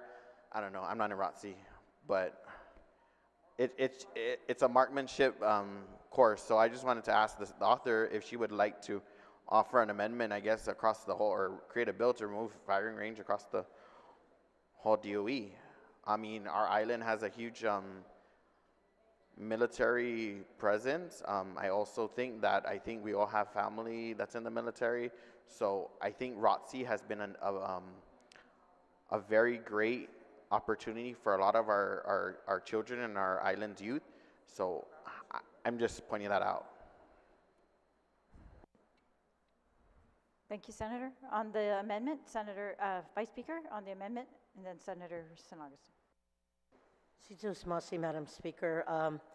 Madam Speaker, on this amendment, I too share some of the same sentiments or concerns as the previous speaker. I'm very much aware of the program that's up there at Simon Sanchez. I'd be remiss if I didn't say that the instructor or the officer in charge for that program, if I'm not mistaken, has been there for at least 5 years, a very successful program with the ROTC program. And I know that if we make any kind of change based on what's already been approved and awarded, and I know that the government receives resources for having programs like the ROTC there, and if we're going to take anything away from that, I think it would be a detriment. So I have concerns and will humbly object to this at this time. Thank you. Senator San Augustine on the amendment, and Senator. Thank you, Madam Speaker. I'd like to echo the same sentiments of the previous speakers. I object to that amendment, and the reason why is that we need to know what the ROTC does, and because they do the competition, I mean, what's the next step? Let's change the design. The design's very paid, and you said that earlier, Speaker. $5.7 million was paid for design and everything. Now let's go back in and let's make the change. I say let's just move on. And if any of my colleagues here want to question what DOE does, know first what they do. I'm very familiar with the ROTC program. I was in the ROTC at JFK. We didn't have a range. Just because there's no range anywhere in the United States, probably because they never had a chance to build one. And they don't have the means and the funding to do it. But in every state, there is a range for the students to go to. They just don't have it at their school. We're just lucky now we're going to have one. Thank you, Madam Speaker. Thank you. Senator Duenas, you're recognized, and then Senator Taito. Jesus Masi, Madam Speaker. I think that some of my good friends who know my feeling on firearms and Second Amendment might be a little surprised. But, and I understand in terms of what training exists within ROTC and the like, but I have to support this amendment. I think that it's not, in my opinion, about the issue of training. It's the issue of a facility such as this on a school ground. I think, and I'm a little surprised. I want to look into this. I've never heard a firing range to use firearms and what needs to be put into containing firearms and the like. I really want to find out about a conversion of a cafeteria to a firing range for the purposes of training. I mean, they have very specific backdrops in terms of, and the way shields are designed to deflect firearms, ammunition that's fired from a firearm. And my feeling is, I completely understand what a student is engaging in when they go through training and ROTC and the like. However, to me, I think there's adequate private businesses on our island and adequate opportunities maybe to even make agreements with our armed forces or GCC. I'm sure that GCC has that type of training and capabilities. So in order to engage a live firearm, I just think there's enough of those facilities available to not have to. It seems a little over the top, in my opinion. And I agree with the previous speaker in terms of containing cost, the maintenance, everything that's required if you're going to do it right. And I think also, like I said, I really want to find out more about what kind of discharge of firearms for training is done on our school campuses. Madam Speaker, on a But, point of information, please. yeah.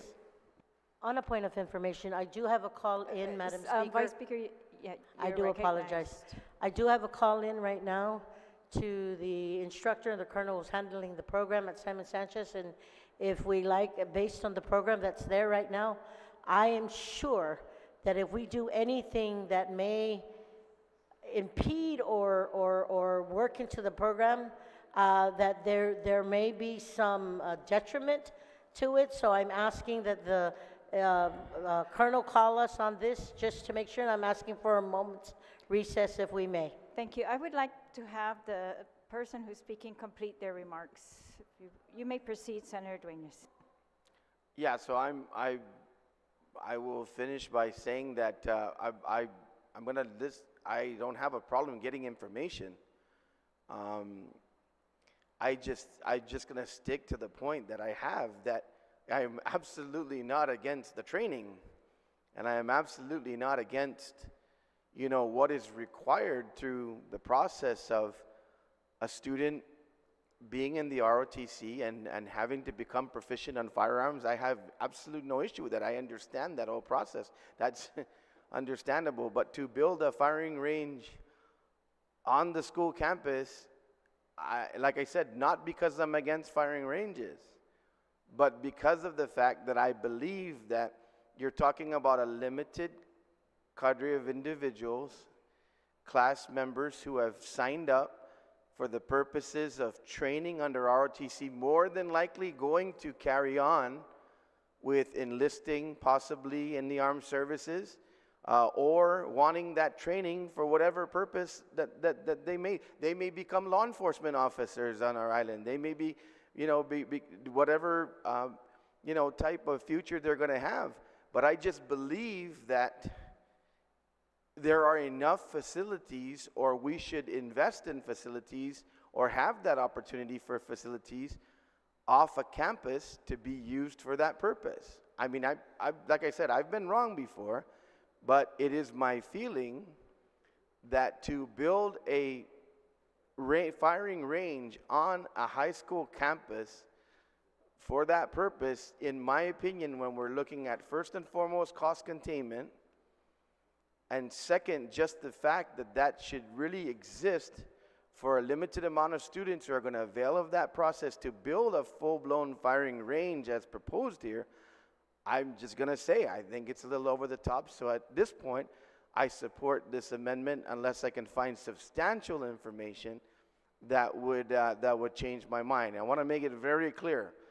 I mean, I completely understand what a young person and their training requirements of completing their marksmanship requirements, as well as their ability to use a firearm as part of their training through RTC. I'm totally down with that. Completely understand what that's all about. But a firing range on a school campus at this point in time jumps out at me as being something a little bit over the top in consideration of what we're really trying to do. Thank you, Madam Speaker. Thank you, Senator. Senator Taitakui. Thank you, Madam Speaker. Madam Speaker, I stand in full support of this amendment. My colleagues, this does not kill the junior ROTC program. This amendment will not kill the program. So if anybody stands up here and thinks just because they're not going to have a firing range means they're not going to have the program, it's ridiculous.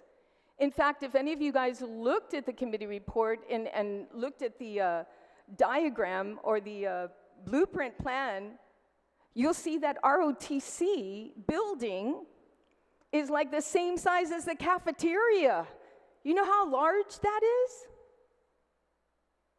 But the most important part, by the way, it's very large, just for those who didn't see, it's very, very big.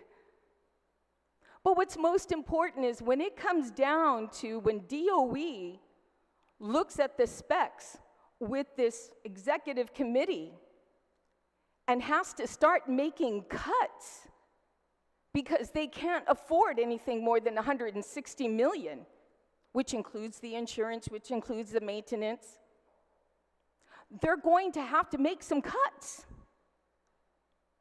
This bill simply tells them, don't cut the school classes, we need the classrooms. The first thing you can cut is this firing range. And that's what we're telling this committee to do. You're going to start making cuts, you need to cut this. And we all know they're going to have to make cuts, colleagues. This $160 million, that was like how many years ago? Inflation, everything that's gone up, it's going to cost.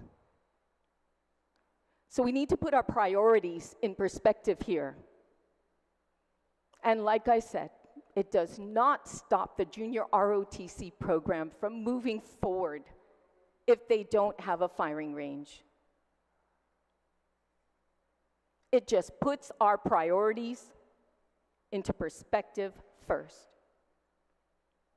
Thank you, Madam Speaker. Thank you, Senator. On the amendment, Senator Brown and then Senator Lujan.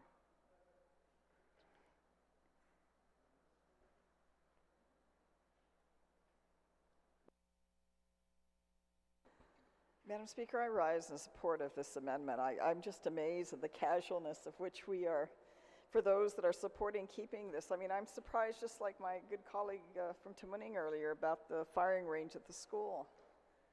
Because I heard all the controversy with regards to the military constructing their firing ranges and all the way down to the, what's going to happen with these bullets and how the bullets are going to contaminate our drinking water and the proximity of where this is going to be to residential areas or how it's going to impact adversely historical sites around the island and that whole debate.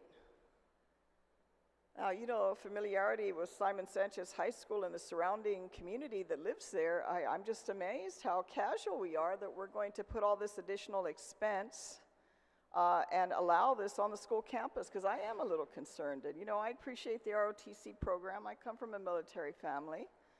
But yeah, I'm a little concerned that we're willing to put this amount of money that other schools are not going to have, because there's many older schools on this island that also need maintenance, that are going to need expansion as well. For the primary concern that we have of educating our children. I'm a back to the basics kind of person. I want to make sure our kids can read and write well and have the skill sets that they need to move forward in life. Unless 100% of the school population up at Simon Sanchez is going to join ROTC, I don't know if this is a primary area that we should be investing what resources and money that we have. And then on top of that, the fact that we're just so casual about it. Oh, it's okay because it's not the military. And then when it's convenient for us, we're very patriotic. And then when it's not convenient, we're not patriotic. And then, if it's military, we're anti. And if it's Gov Guam, and it's okay. Like, no big deal. Oh my gosh, we're going to impact the program. It's going to be the end of the world here. So I do support the amendment that's been provided by our good colleague, Senator Perez. And, gosh, guys, I wish we just, be consistent with what we do, because, wow, if it's military, it's out. If it's our school at Simon Sanchez, and what other school has this? Because I agree, I want to find out where else we're allowing, this type of practice on school property, especially in a high school. I'd rather have a more controlled area where students can go to if this is what they're going to do for ROTC than to have this on the school campus with all this additional cost. I mean, I'd love to design something to just my benefit when it's other people's money that's paying for it, if it was my program, but with everything going on right now, I just don't see that as a particular priority. Thank you for the opportunity to comment on this amendment that I definitely support. Thank you, Senator Brown. Senator Lujan. Thank you, Madam Speaker. Madam Speaker, I stand in full support of the amendment as well. I urge my colleagues to do vote for this amendment. You know, Madam Speaker, as was mentioned as well, I'm a total supporter of the Second Amendment and the need for, of course, our ROTC students to be trained in firearms and all that. But, you know, a few months ago, we had an opportunity, a few of us in here had the opportunity to tour tour Camp Bloss. And holistically, we toured the whole Camp Bloss. And we were given the opportunity, we saw all the facilities, the shooting ranges and all that. And the strict measures they had to adhere to these ranges, these shooting ranges. And we asked different questions about who's allowed here and things of that nature, and again, what they do with the shells. And we asked of course, the question that folks were concerned about in regards to the shells and the waterlands and all that. And so they gave us the answer. They told us what they constantly did in regards to the shells and of the discarded bullets and all that. But it's very regimented. There's strict adherence to things they follow in regards to these shooting ranges. So Simon Sanchez is going to be built just down the street rebuilt from the shooting ranges. And because this is an ROTC program, I don't see why they could not get into some kind of a MOU with the military shooting range that is going to be nearby to be able to use that. Because all the security measures and adherence to safety measures are all in place. Not to say that a shooting range in the school would not have it, but more so in a military facility that does that. And again, it doesn't require the students to travel so far because it's right down the street from their school. And again, being a ROTC program, I don't see why not. They couldn't get into some kind of MOU with the Marines or the military to use their range at certain times, and where again it's more secured. Families and will be even more at ease at where they're going and the activities that they're going to have. And so, again, it's right down the street from the school. I think it would be not easily accessible, but because these students, the great majority of them will, again, probably gravitate into a branch of service immediately after high school. And with their instructor, I don't see why they would not be able to have some kind of an agreement, an MOU, to be able to use those firing ranges. So again, I stand in full support of the amendment. Likewise, I stand full support again. I mean, this amendment, likewise, I'm a big proponent of the Second Amendment, and this doesn't take away from that. But it's, as was mentioned before, in regards to firing range in a school. What safety measures, because I know the military has safety measure after safety measure after safety measure in these facilities that are within the boundary, within their bases, and even they have strict adherence to protocols in these ranges. So with that, I stand in full support of the measure, this amendment, Madam Speaker. Thank you very much. Thank you, Senator. On the amendment, is there anyone else on the amendment? You already spoke on the amendment, sir. On the amendment? Point of information. I just want to Please state your point clarify of that this is not like, man, the projectile that comes out of this is like a daisy gun. If you're familiar with the carnival games and you shoot out a piece of paper, that's kind of the bullet. I just wanted to clarify that. It's not a 9mm, it's not a 50 cal, it's not an AR projectile. It's a pea shooter. So I just wanted to clarify that. It's like a little screw in a little kid's toy gun. It's really minute. It's a pellet. So I just wanted to point that information out. Thank you for the point of information. Senator Barnett, you're recognized on the amendment. Yeah, just to further clarify, it is for airsoft use, but I would just say for the record, I had a cousin who shot his eye out with one of those things. Serious. Yeah, it's not funny. But I rise in full support of this amendment. We've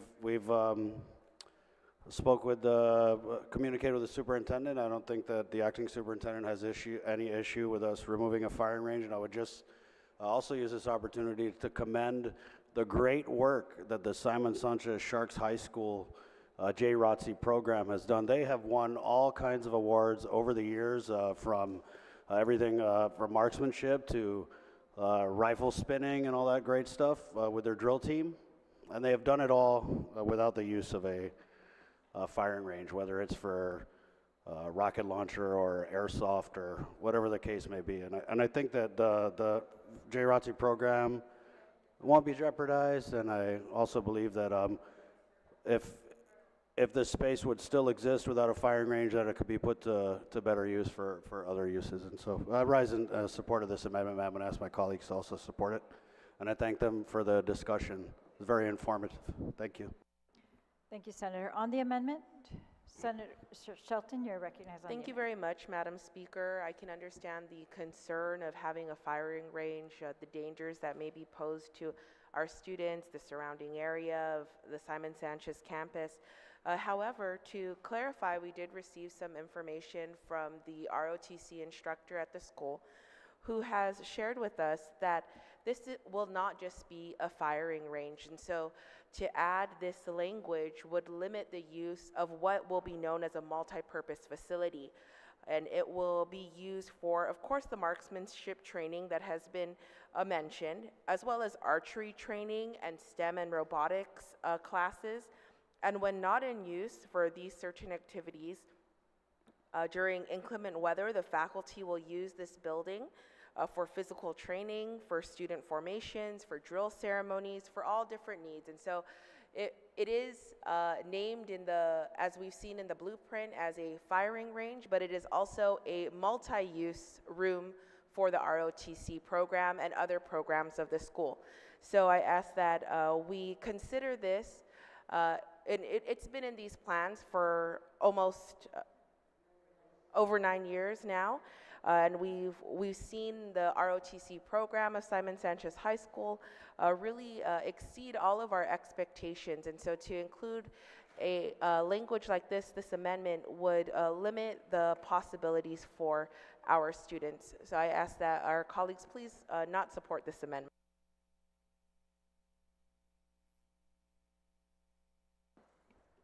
On the amendment. On the amendment? If not, then Senator Parrish, you may close on the amendment.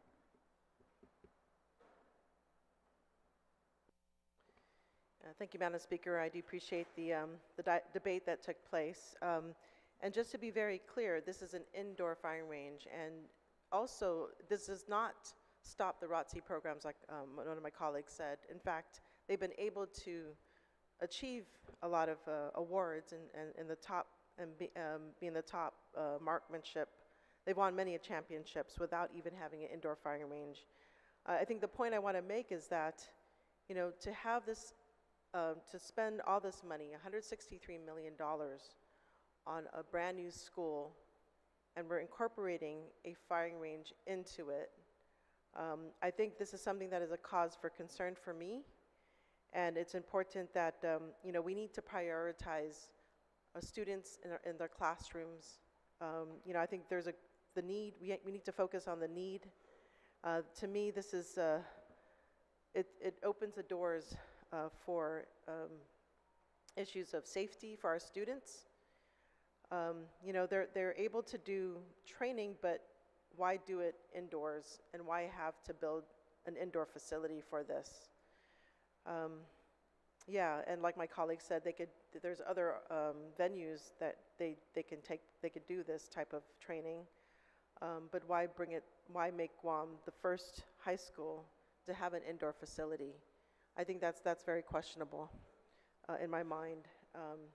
You know, safety is important, but I think we need to put the priorities of our students first. And I ask for my colleagues' support. Thank you. Thank you, Senator. On the amendment, is there any objection? There's an objection. All in favor of the amendment, please raise your hand. Amendment passes.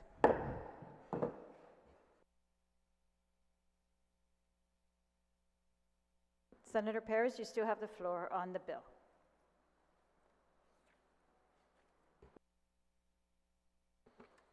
Thank you, Madam Speaker. Yeah, again, I think it's so important. You know, we want to do this right. You know, it's taken so many years, decades even, to get Simon Sanchez rebuilt. And I think it's important that, you know, we look through this bill closely to ensure that, you know, we're doing everything in our power for it to take place, to rebuild Simon Sanchez High School. And, you know, I ask that all stakeholders involved in this procurement, you know, do the best of their ability to make this procurement as clean as possible. You know, we ask those that are bidding to be fair, because this is a need for our community. You know, we need your support in ensuring that our students have a safe place, and our faculty and our staff have a safe place to educate our students. You know, we say education's the most important thing, and we need to show it by making this work, because it's not going to be the legislature alone that's going to make Simon Sanchez be rebuilt. Obviously, we know that's the case with all these attempts and tries at it over the years. But I think what's the problem here is greed. Greed is the problem in getting this rebuilt.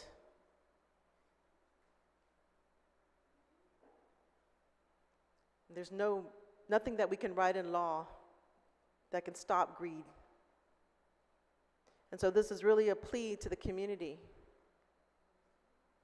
to help this process along so that we can build a school, a new school for our staff, our students, our people.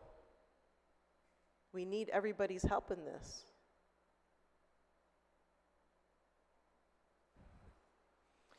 And so I do ask my colleagues for their support for this measure, as well as the community support, because it's not going to end here. This is just a starting point.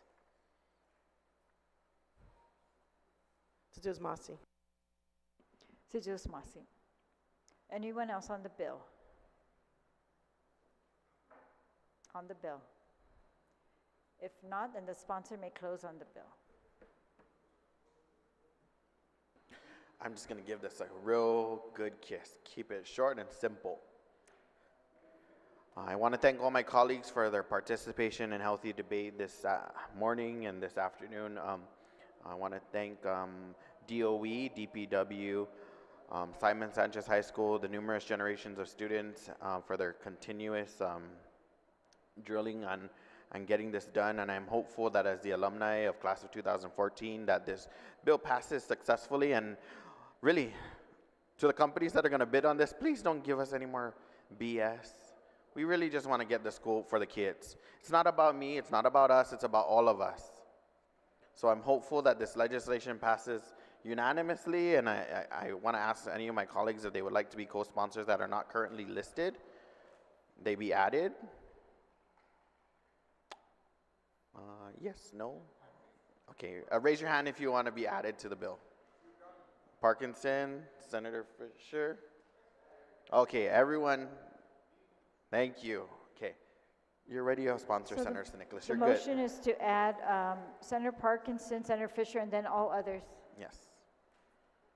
Oh, Parkinson's already a co-sponsor. Yes. So all other, Senator Fisher and all others Yes. to the bill. Is there any objection to that motion? Seeing no objection, motion carries. With that being said, Speaker, that will conclude.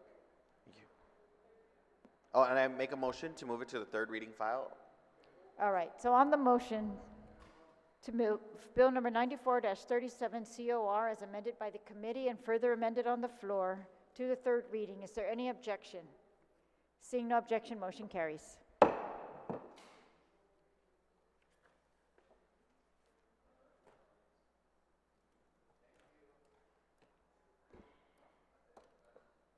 All right, colleagues, we're now on Bill number 107-37 COR. Senator Perez, you are recognized.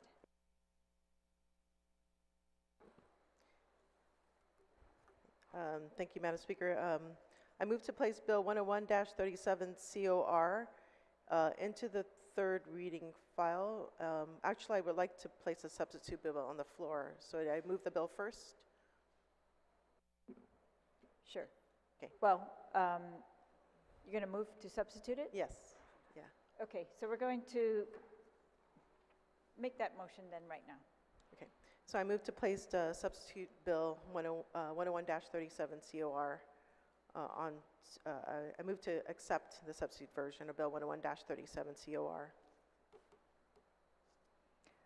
All right, this substitute version, according to the clerks, is on the drive. It says as amended by the committee and substituted on the floor. Is there any objection to that motion to accept the substitute version? Any objection? Seeing no objection, motion carries. You may proceed now on the substitute bill, Senator Perez. Thank you, Madam Speaker. I move to place substitute Bill 101-37 COR into third reading file, and I wish to discuss. Please proceed. Thank you, Madam Speaker. So Bill 101-37 is really a sequel to Bill 361-36, which is now Public Law 36-140, which adopted the new source review rule requirements for new and modified major sources of sulfur dioxide in non-attainment areas on Guam. And so what this bill does, it really supports the efforts of Guam EPA to finally get attainment for a pollutant, an air pollutant, which is sulfur dioxide, which is the cause of respiratory illnesses, acid rain, environmental damage. And so, as you know, we've been under consent decree due to the non-compliance of the Clean Air Act. And this is one of the requirements is to update our regulations. And so last term, we did update a partial update of the regulations. And that one would require anybody who is applying for major polluter, I guess you would call that, major polluter, that they would have to have the best technology available to reduce pollution, air pollution. This bill actually would put requirements for the type of fuel used. And as you know, Guam has banned the importation, thanks to my colleague here, Senator Tadegui, on the importation of anything but ultra-low sulfur diesel. And so this bill is aligned with that, and requiring a phasing in. As you know, Cabras 1 and 2 still is not fitted to burn ultra-low sulfur diesel, and the goal under the consent decree is to rely on the Gudu power plant as a major power producing plant on Guam. And so really what this bill does, it codifies those fuel requirements. And a lot of this language was created definitely under the guidance of US EPA, whom I spoke to this morning as well, actually this afternoon, which they provided some other changes to just make sure that it was accurate and that it complies with the Clean Air Act. So some of the changes. Obviously, the effective date, is come and gone, so we had to push out the effective date a little bit more, as well as the making sure that GPA is aligned with US EPA in regards to how are they going to monitor and test to ensure that the fuel that they are using complies. And it was great to hear that GPA is already in compliance. So this is really just codifies those changes that are needed. The consequence of not passing this bill is that US EPA, they have the authority to deny Guam from federal highway funds up to $17 million a year. And in my discussion this afternoon with US EPA, that was something that they were really concerned about, when Guam will provide the necessary documentation. And so this bill moves us in that direction to ensure that we don't lose highway funds that we rely upon, as well as to ensure that our environment is safe. Guam is definitely turning a new leaf in regards to making sure that our air is clean for many, many decades. We've been given the exemption from the Clean Air Act, and now, the roosters that have come home. It's time that we have to comply with the consent decree. And definitely there's other implications or consequences of not doing that, which is hundreds of thousands of dollars in fines. And so it's really critical that we get this bill passed. And I ask my colleagues for their support. Tsutsui Masi. Tsutsui Masi, Senator. On the bill, Senator Fisher, Senator Taitukwi. Thank you, Madam Speaker. I'm really rising to ask the author a question. Please state your question. Does this affect aviation fuel? And does it affect the ability of the military here on Guam to prosecute their missions? Would the author yield to the question?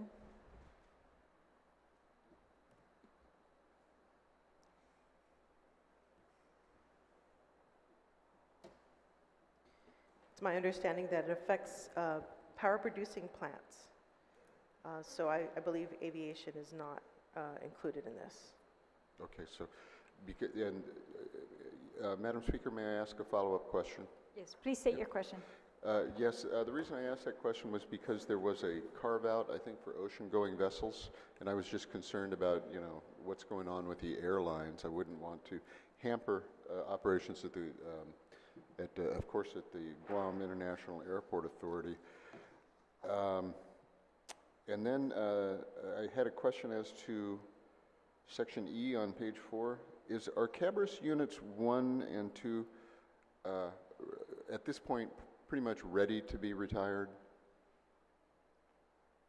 Would the author yield to that question? Yes, I do. And I just want to maybe make a comment about the ocean-going vessels. So they're in the Clean Air Act, there are different sections. One has to do with mobile and non-mobile sources. Okay. And so this ocean-going one is covered under a different section. In regards to subsection E, that depends, I think, on the UKADU being operational. Ooh. So whether they can retire Cabris 1 and 2, I think would depend on that. Okay, may I ask a further follow-up? Please state your question. Thank you, Madam Speaker. If for any reason UKADU is not up and running, what will we do? We'll lose, according to the law, Cabris Units 1 and 2 are required to shutter, turn off the lights, Is there I don't know, maybe I'd just ask for her comment on that? Would the author yield to that question? Yes, I do. So I imagine that GPA would have to discuss this because they are under the consent decree. Yeah, considering, the situation that has happened with Typhoon Mawar, yeah, that's really up to the discussions. At this point, we still got time. October 31st, 2024 hasn't hit yet. So I know GPA is working very hard at this time to recover, but also they have been working very hard to get Ukudu power plant running, which includes the pipeline, right? They had to build the pipeline to the Ukudu power plant site, as well as, have their contractors build it. So, yeah, I think that in regards to the answer to that question, I think it really, really depends on what EPA and GPA discusses it regarding their consent decree. So I don't have a final answer on that one. Okay, thank you very much, Madam Speaker. Thank you. All right, Senator Teichgui on the bill.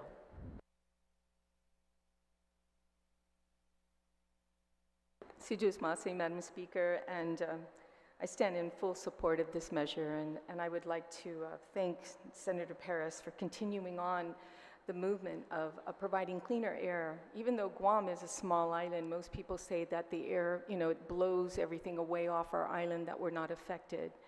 But there are repercussions to that. I mean, we need to be eco-friendly, regardless how small we are.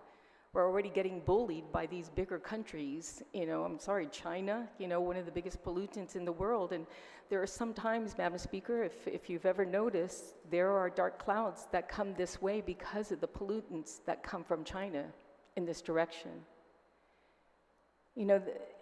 14 years ago, when I introduced the legislation to mandate that the only ultra-low sulfur diesel that comes into Guam is by law,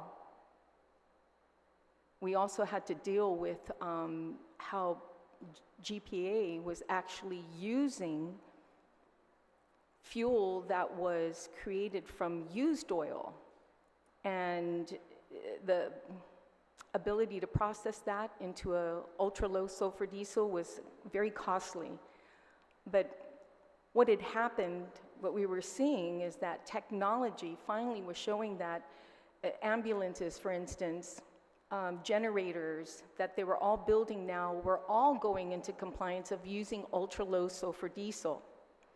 If you use diesel, regular diesel, in an engine, like a tour bus, remember those tour buses that were driving around blowing black smoke out in the back? If you were using these diesel fuels or ambulances, what was happening, it would clog the engine, the pistons in the engine, and clog it, and thus we would lose the warranty on these equipment.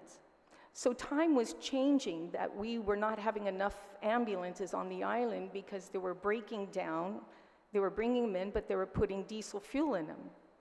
And this also pertained to the private sector as well, trying to exchange their bucket trucks and their buses. So the need for ultra-low sulfur diesel was a must because the change of technology and time. But it's bigger than that, Madam Speaker. Improving our air quality, reducing and regulating CO2 emissions will improve our air quality and help protect health of our residents and visitors. The compliance within the AAQS, updating emission standards will help Guam comply with the NAAQS and will help the island avoid potential penalties and legal consequences. Economic benefits. Improving our air quality can significantly benefit our economic priorities here on Guam, including increased property values, reduced health care costs, and increased tourism. Our environmental benefits, reducing CO2 emissions, has also positive environmental impacts, including the prevention of acid rain, which can be detrimental effects on fragile ecosystems. There are so many reasons why we need to go into this direction and need to support these rules and regulations put in place. The Guam Power Authority, during the public hearing, supports the bill, and they testified that they are already using fuel with sulfur content specific to the bill. GPA recommends the following amendments in Section 1310, Section C, to allow the alignment of the U.S. EPA regulations, which that's the question I have for the author of the legislation, since this bill now is substituted. The question that I had is if that was able to be implemented on Section 1310, Section C, to allow the alignment with U.S. EPA regulations. Was that incorporated? Is there would the That's a sponsor yield question. to that question? Would the sponsor yield? My apologies. Can you repeat the question? Sure. During the public hearing, Guam Power Authority, they testified that they're already using the ultra sulfur contents specified in the bill, but GPA recommends the following amendment to Section 1310, subsection C, to allow that it aligned with U.S. EPA regulations. And I just wanted to ensure that that was incorporated. Yes, it was. In fact, the language was reviewed by US EPA, and they added edits to it. Senator Taitigui. Thank you so much, and thank you to the author. Again, I can't tell you how much more we can do when it comes to protecting our environment. Used oil is an issue that even the author of this legislation and I have been working on and trying to get the group together to discuss what are we going to do with our used oil. Because once all the plants are up and running, you know, from the one in Derrida and the other ones are being shut down, that used oil can no longer be used for our power plants that have been used in PD. It's a mixture. So what do we do with our used oil? So there's so many other variables that we have to be very conscious of, and it's for the benefit of today and definitely benefit of our future and where we're going. The ultra-low sulfur diesel was something that was done 14 years ago. I don't think we need another 14 years to pass before we realize we can do more to protect our environment, we can do more to contribute to the world of eliminating the toxins in our air and the pollutants that surround us every day, and it's only growing. That, Madam Speaker, I humbly ask the author of the legislation to include me as the co-sponsor of this legislation. I'm pretty sure she knew that I was going to do that, but humbly ask for that as well. And I thank you for this opportunity, and I hope my colleagues hear the cry for help in finding ways. We've got great minds in this body, finding ways to continue to protect our environment. And I thank you, Madam Speaker, for the opportunity. Thank you, Senator. Senator Barnett, on the bill. Thank you, Madam Speaker. I just wanted to rise in support, not only of this measure, but of the measure's author, who continues to do great work, thorough work, serious work. It gives me a headache to just look at a lot of these regulations that need to be brought up to par for our island, but the good author of this measure never hesitates to dive right into these things that, like, I just look at this and I'm like, no thank you. But it's got to be done because our people deserve no less, and we're talking about standards that are applicable across the United States of America. And if the people in the United States of America deserve these types of standards, then Magayat, so do the people of Guam. Yes, we are part of the United States. Thank you. Yeah. But we still have to do the work to bring our regulations up to par. And that's why I commend the author of this bill, because it's difficult work. It's not sexy, but it is so necessary. And she continues to do this work. I was a fan of hers before I got into this legislature. And I'm lucky to count her as a colleague, not only as a colleague, but as a friend as well. And I would also ask that she add me as a co-sponsor. Thank you, Madam Speaker. Thank you, Senator. On the bill, Senator Nicholas and then Senator Brown. Thank you. Good afternoon, Madam Speaker. I'm a little worried about this, from I guess, a business perspective. maybe holding these types of, or having them bound by this bill or this law might impede their ability on choice, maybe a much more cheaper fuel, and that might raise costs for our ratepayers, having to choose a more cleaner option. Go up to the auto port up here at Naval Hospital, and they push me to this one line, and I have no choice because that line is only selling premium unleaded gas, which is a little bit more expensive, so I'm forced to pay it. I think this might be detrimental to choice, and perhaps GPA not being able to purchase a cheaper grade of fuel. So, although I support the clean air and all that stuff, because we love clean air, but I wonder how this translates in our utility bill. Thank you, Madam Speaker. Thank you, Senator. Senator Brown.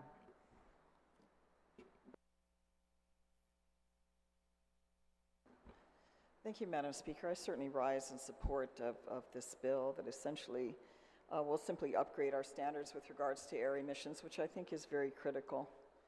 We kind of take for granted, the quality of air that we have in our community, and we also have experienced adverse impacts when those standards have not been effectively put in place or properly regulated. And that's the hope that certainly once we pass this, that these standards will be put in place, but even more importantly, that they will be enforced, which is always the biggest challenge.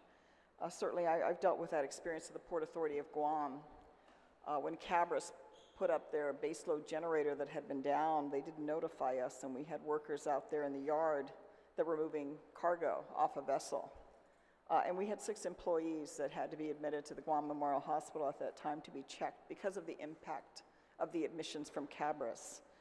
Since that time, we tried to work out agreements with GPA to be properly notified so we didn't have any conflict with regards to them bringing up their base loads, because obviously the discharge definitely had impact on human health and the environment. And so moving forward, certainly I do look forward to the closure of Cabras. They've had many challenges over the years in the operations of that facility, even most recently after the storm. And I'm sure John Benavente looks forward to that time also with the construction of the new, hopefully more effectively and efficiently modernized power plant that will be built up north. So I certainly support these standards. I think it's critical that we maintain our air quality, and also would be asked the sponsor of the bill to include me as a co-sponsor. Thank you very much, Madam Speaker. Thank you, Senator. On the bill. Anyone else on the bill? Senator Blas, you're recognized on the bill.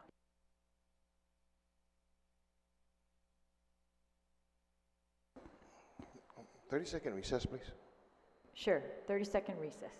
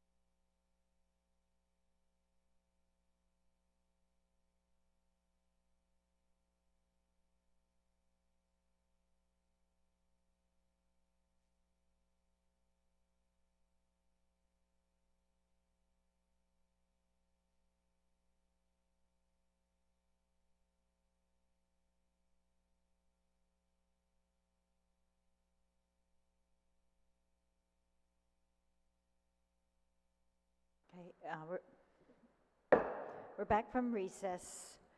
On the bill, is there anyone else who'd like to be recognized on the bill?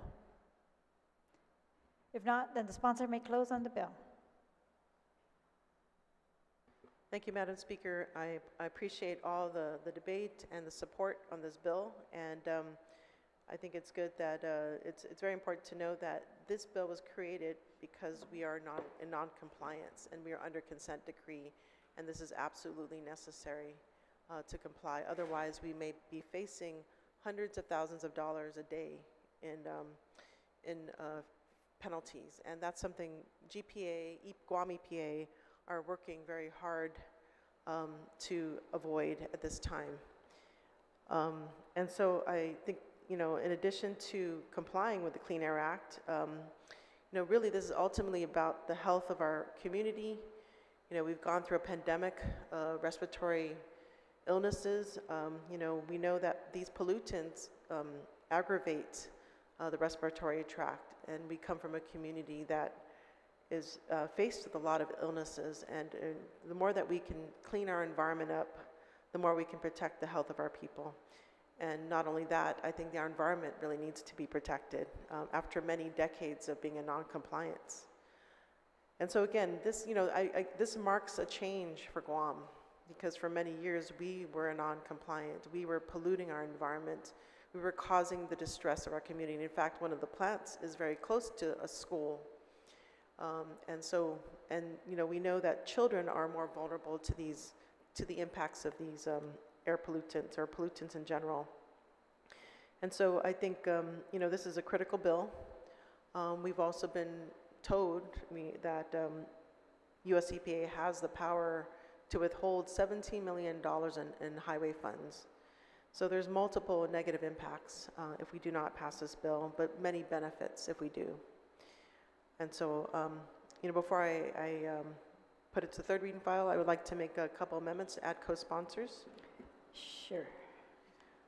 I'd like to add Senator Tello Taitigui, Senator Chris Barnett, Senator Joanne Brown, and if Senator Tom Fisher. And if there's anyone else that would like to be added on, I'll add everyone else as well onto the bill as co-sponsors. I make the motion to add everyone else as co-sponsors. All right, does the clerk have that motion clear? All right, on that motion, is there any objection? Seeing no objection, motion carries. Senator Perez? Thank you, Madam Speaker. I appreciate the support, and I make the motion to move Bill 101-37 as amended and further substitute on the floor into the third reading file. On that motion to move Bill number 101-37 COR as amended by the committee, substituted on the floor, and further amended on the floor to the third reading, is there any objection? Seeing no objection, motion carries.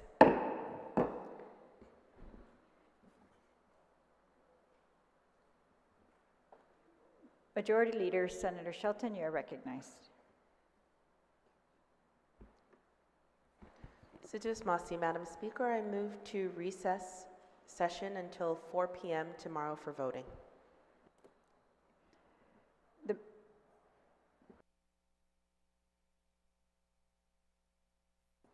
The motion is notwithstanding the rules. Senator Shelton, notwithstanding the rules. Notwithstanding the rules, I move to recess today's session until 4 p.m. tomorrow, Friday, for voting on the bills that we've already completed. They will be engrossed by tomorrow. So the motion is to proceed, since we are not going to do that other bill until Monday, to proceed with voting tomorrow on the bills that we've completed so far. So that is motion on the floor. Is there any objection? Senator Taitigui? Madam Speaker, can I just have 30 seconds? Sure, 30-second recess.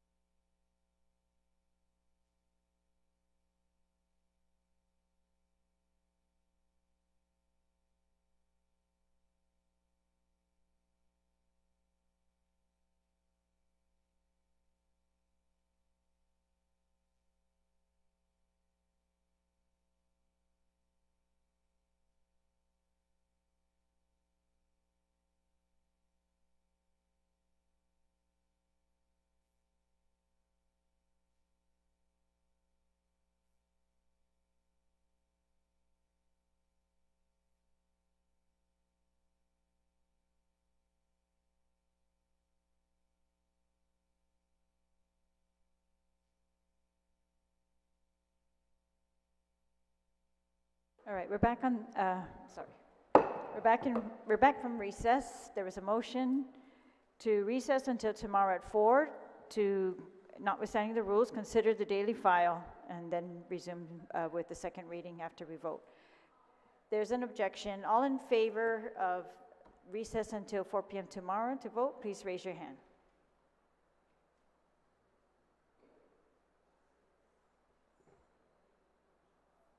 Motion fails.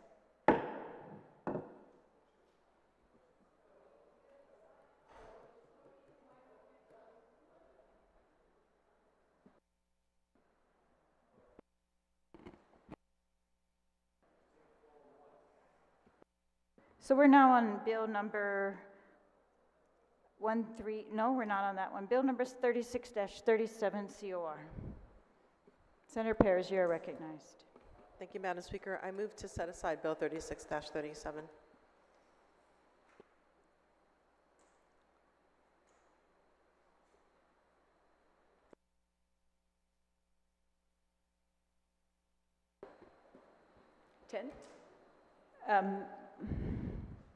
Set aside. The motion is to set aside bill number 36-37 COR as amended by the committee. Is there any objection on that motion? Any objection? Seeing no objection, motion carries. Majority Leader, Senator Shelton, you're recognized. Madam Speaker, I have had my hand up before her. Yes, there's a precedent in the rules for the Majority Leader. Can you repeat the motion, Madam Speaker? The motion that we passed was to set aside bill number 36-37 COR as amended by the committee. To set aside. Thank you very much.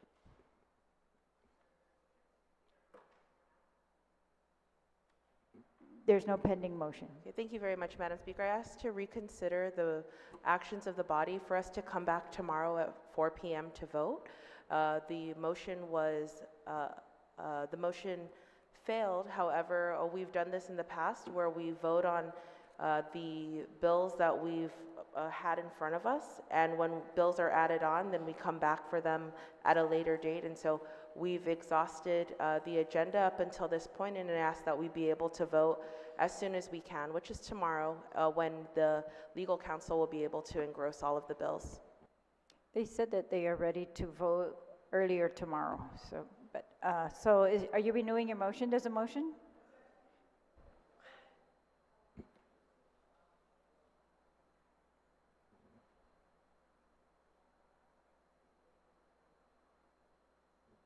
What's it?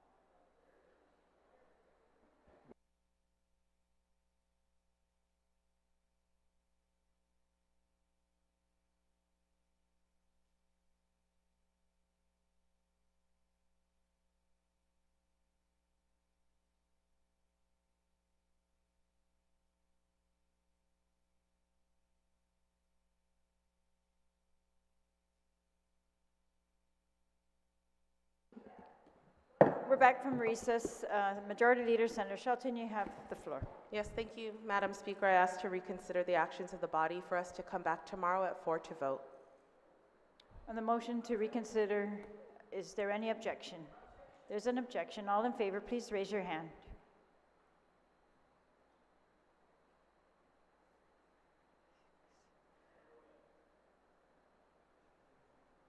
Motion fails. Senator Taitigui.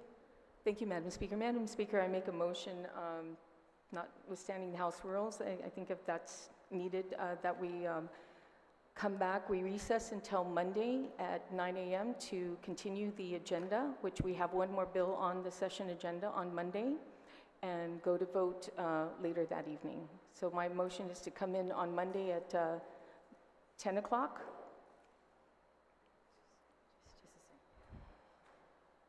On Monday, I believe that's July 3rd.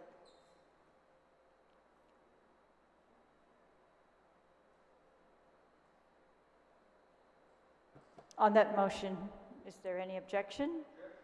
There's an objection. All in favor, please raise your hand. Motion fails.